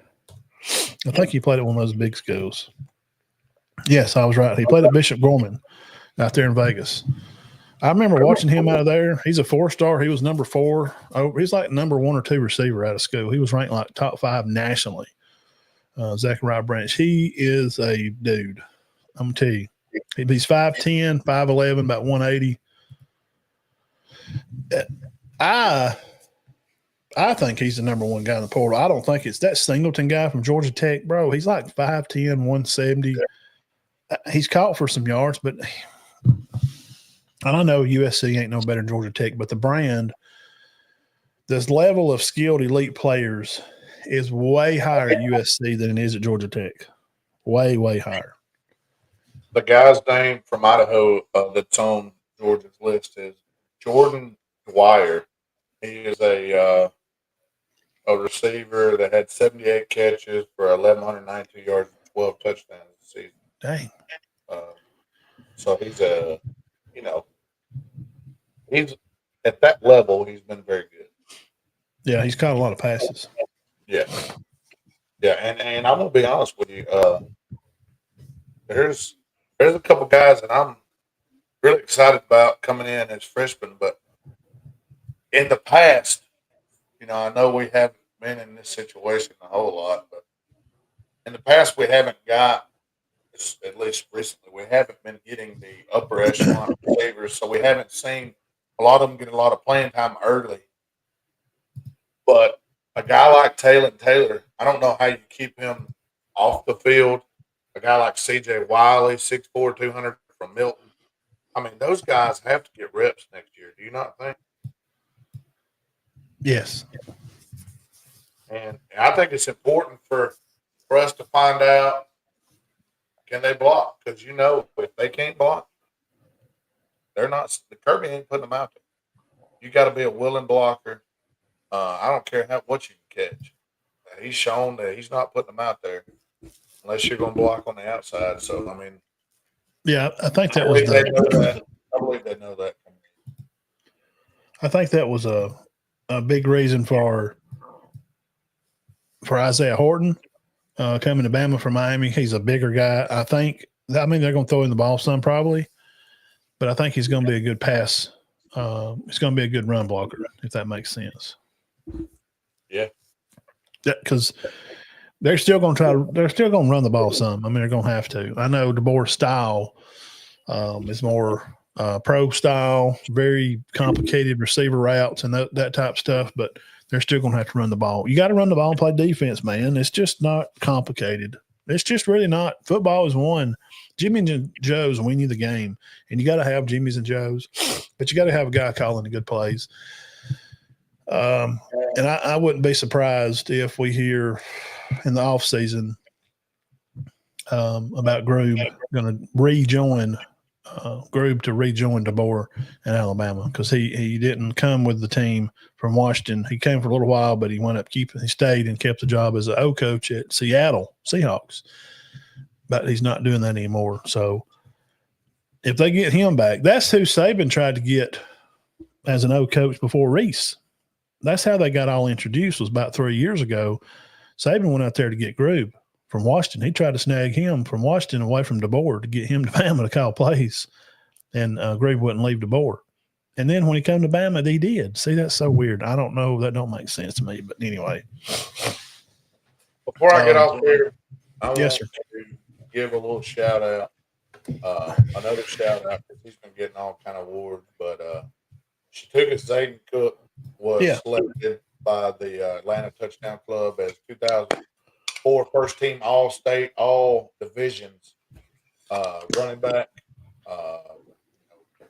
Tons of yards, over 2,500 yards, bunch of touchdowns this year, and with some big time company like the Lee County running back, Roma, quarterback, Juju Lewis, Luke Nickel, the aforementioned CJ. I mean, a ton of great players on this list, and he's right there next to him. And I hope he gets his opportunity. Right now, he's got some offers, but nothing extremely big. But I hope when it comes down to the next window of recruiting, the actual final recruiting day, that he has some offers roll in before then. And I think, when you're a lower star guy, or not as commonly known guy, you're going to have to wait until that last signing day. I don't know about your thoughts, but if you're not 3, 4, 5 star, you're not going early. You're going to be one of the guys that they fall back on later on. Yeah. If they have the open. I've been through that with some guys around here.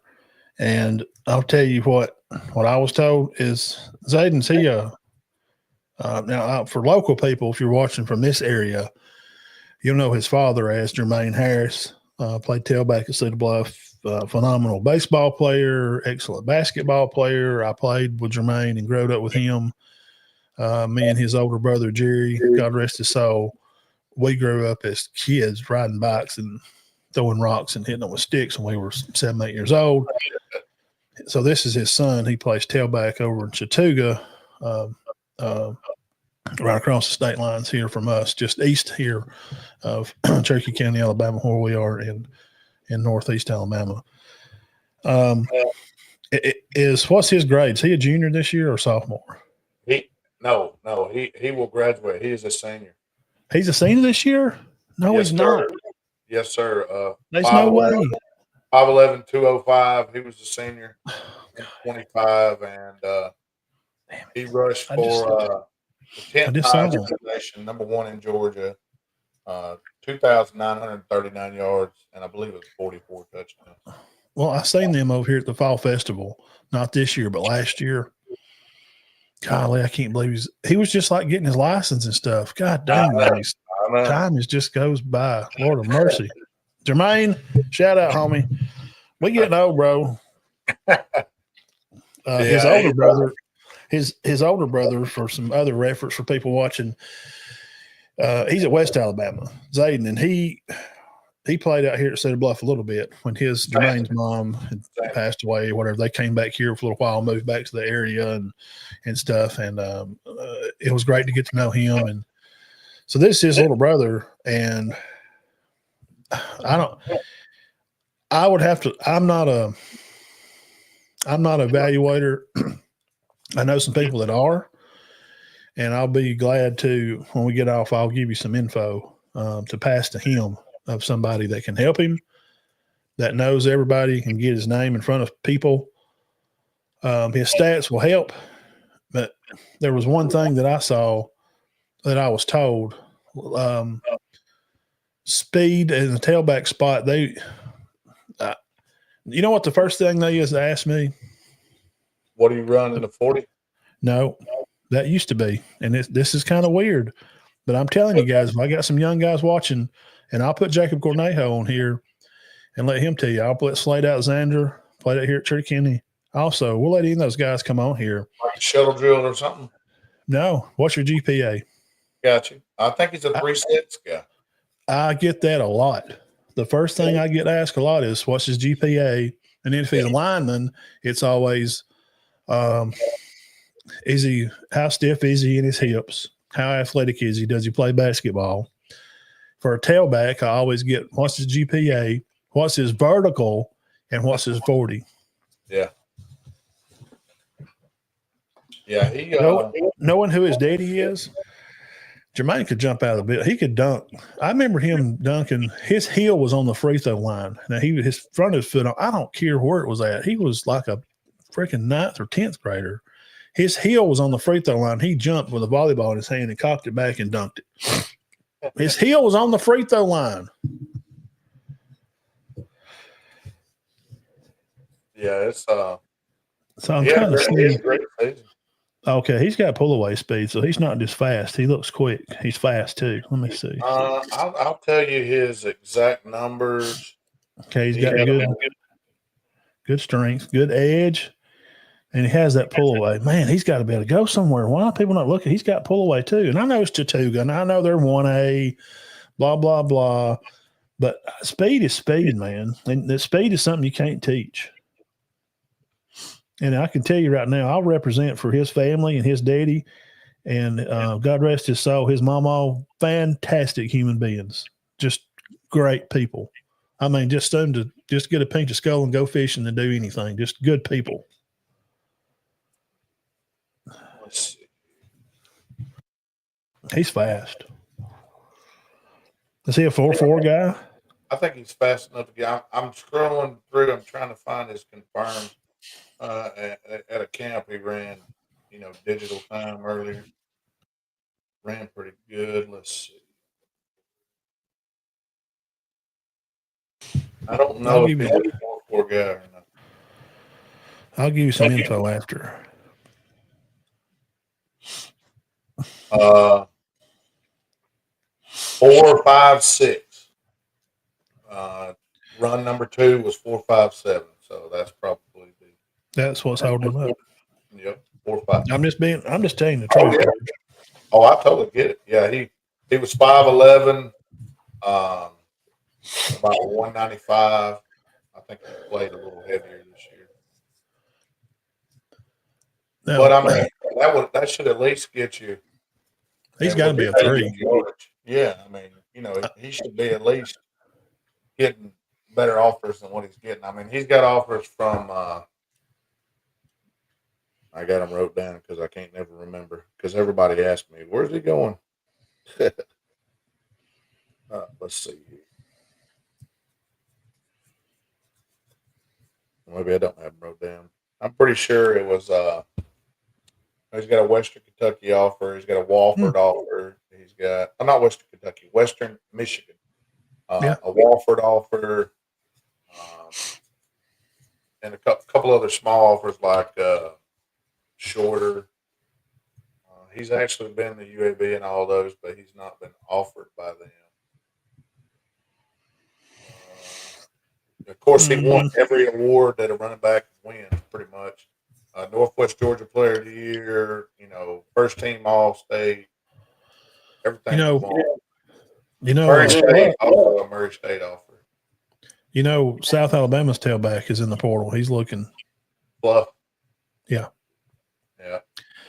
And maybe if Zeta couldn't go start up there, he could go be one of the guys, at least get in on the rotation and be a second team guy. Yeah. And then get to play some and get some film. And then people could see this, him not just playing against who he's playing against here, but playing against some colleges. You know what I'm saying? And how does he read? Well, How does he read and react in college? You know what I'm saying? yeah. I'm not sure Does he how play? hard he offer, but with Walford, but he got the Walford offer early in the spring. So I know he knows some folks up there. Norris Does he Perry. play defense at all? Yeah, he plays linebacker. Okay. Has he got 60, 70 tackles on the year, maybe? I'm not sure if they have all of the stats on there, but I can look and see. That would help. And does he play basketball? He didn't play basketball, but he's a track guy. I'm pretty sure he's a 2-time 100-meter hurdle state champ. Okay. That helps. Yeah. Because those offer guys, they like to see guys, especially tailbacks, they like to usually see them at least run track, at least run hurdles. What's up, Mobs? He does, don't he, Jamie?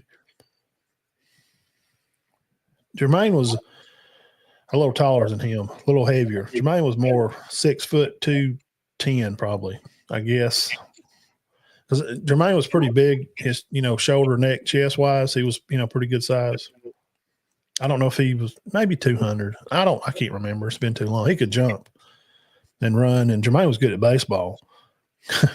He was good at basketball. He was really good at everything he did.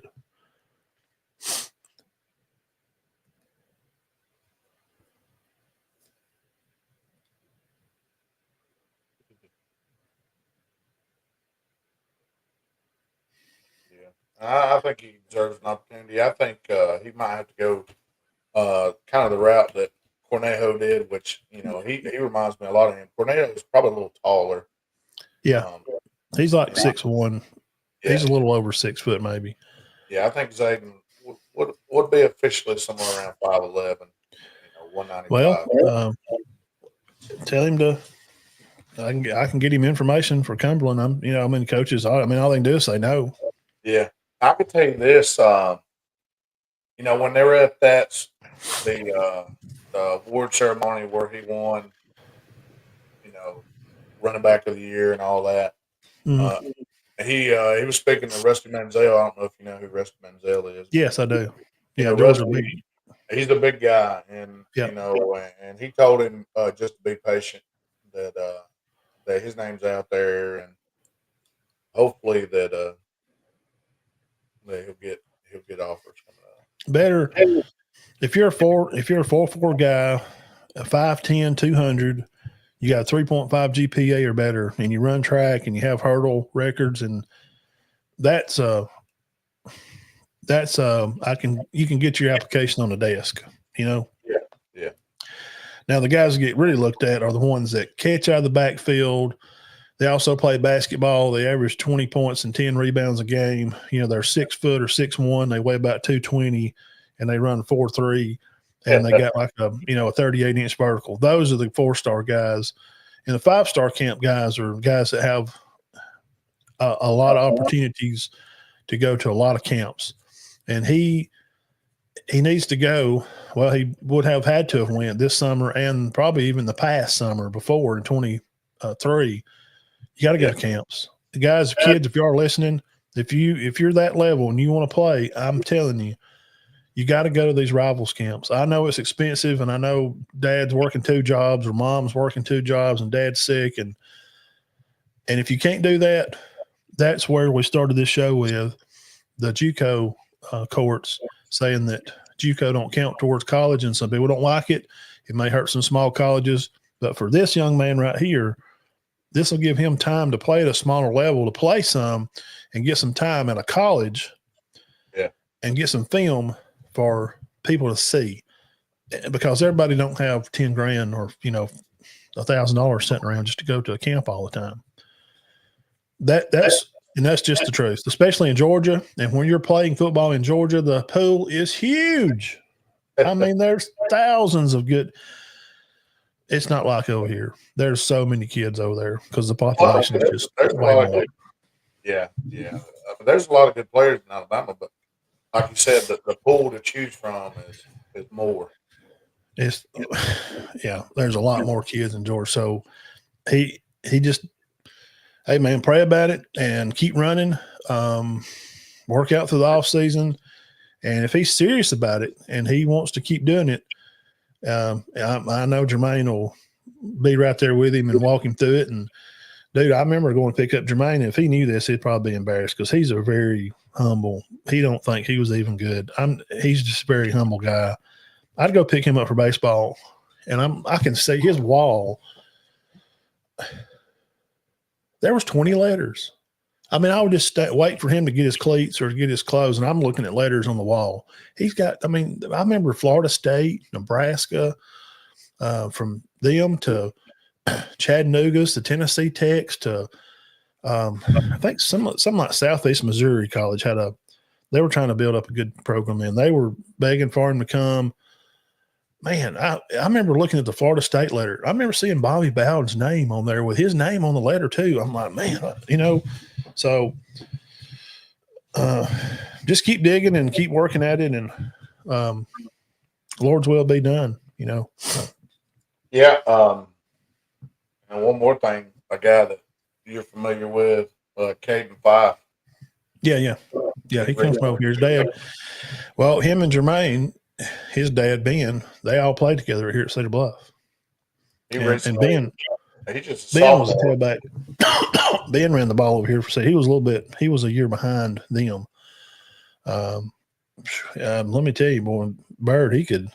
He was good at. He could run the football, bud.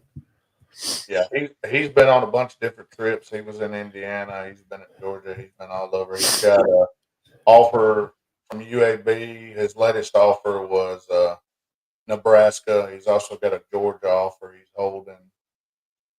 So he's got some big time offers for just a sophomore. And, he's big. He's big like his papa.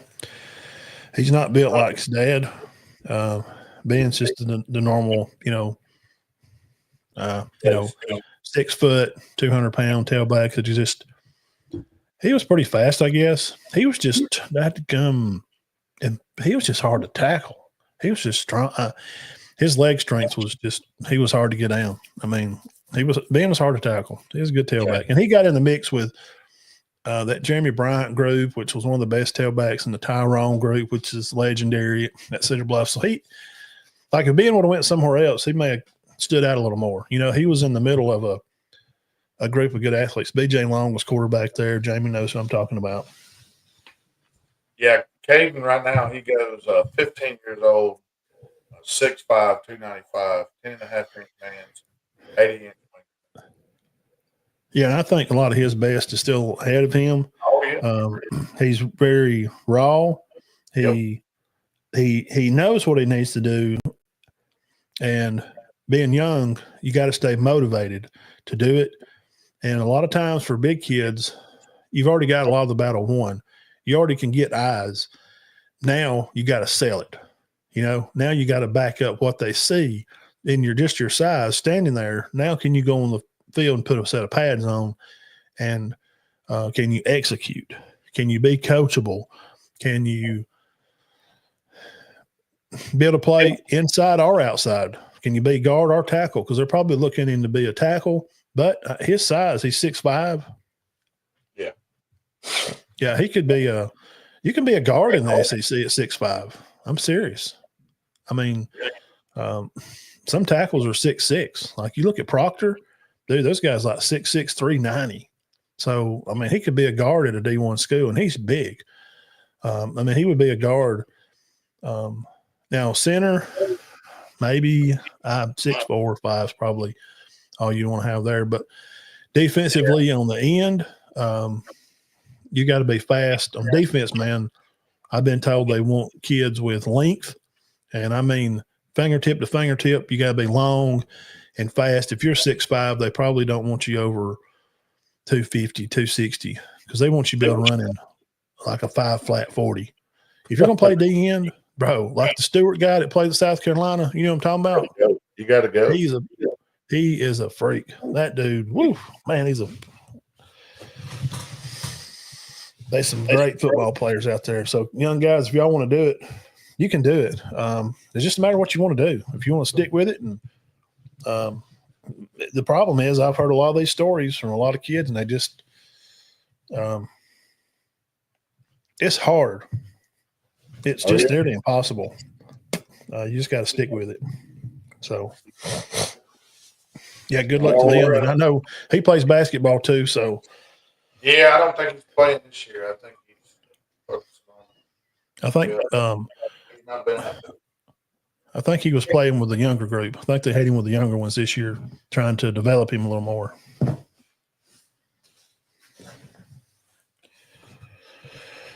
Well, guys, we appreciate it, Birge.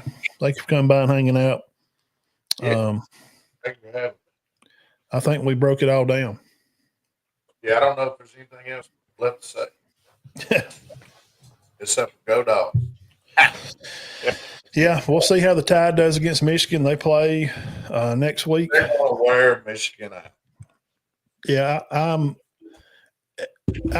Alabama, lastly, it seems, by what I see on their Instagram, I follow a lot of them on Instagram and Twitter, and Georgia players, Auburn.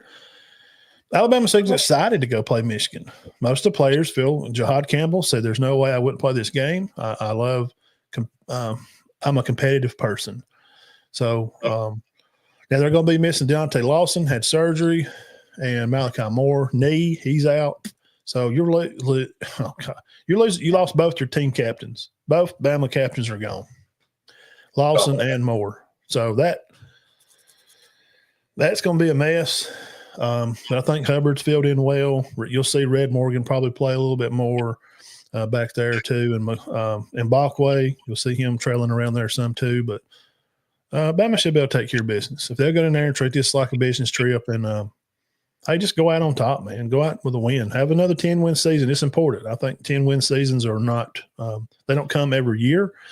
And well, the way this football landscape is going that we just laid out here for over an hour, there's not going to be a lot of 11-win teams if you're really playing a top schedule. It's just going to be hard to win 10 games. I hate to say it, but I might have to pull for the Cowgirls because Tampa needs a big old L. So Atlanta. Who now? The Cowboys are playing Tampa. Tampa needs a loss, so Atlanta can win the division somehow. Yeah. Yeah, Cowboys. I read the Cowboys are out. Well, they are. They just need to play spoiler. Yeah. Because Tampa is 8-6. They're leading the division. But if Tampa loses one of their next 3 games, this game included, and Atlanta wins out, then they're in. But hopefully Tampa can lose a couple. I think I don't know who has the tiebreaker.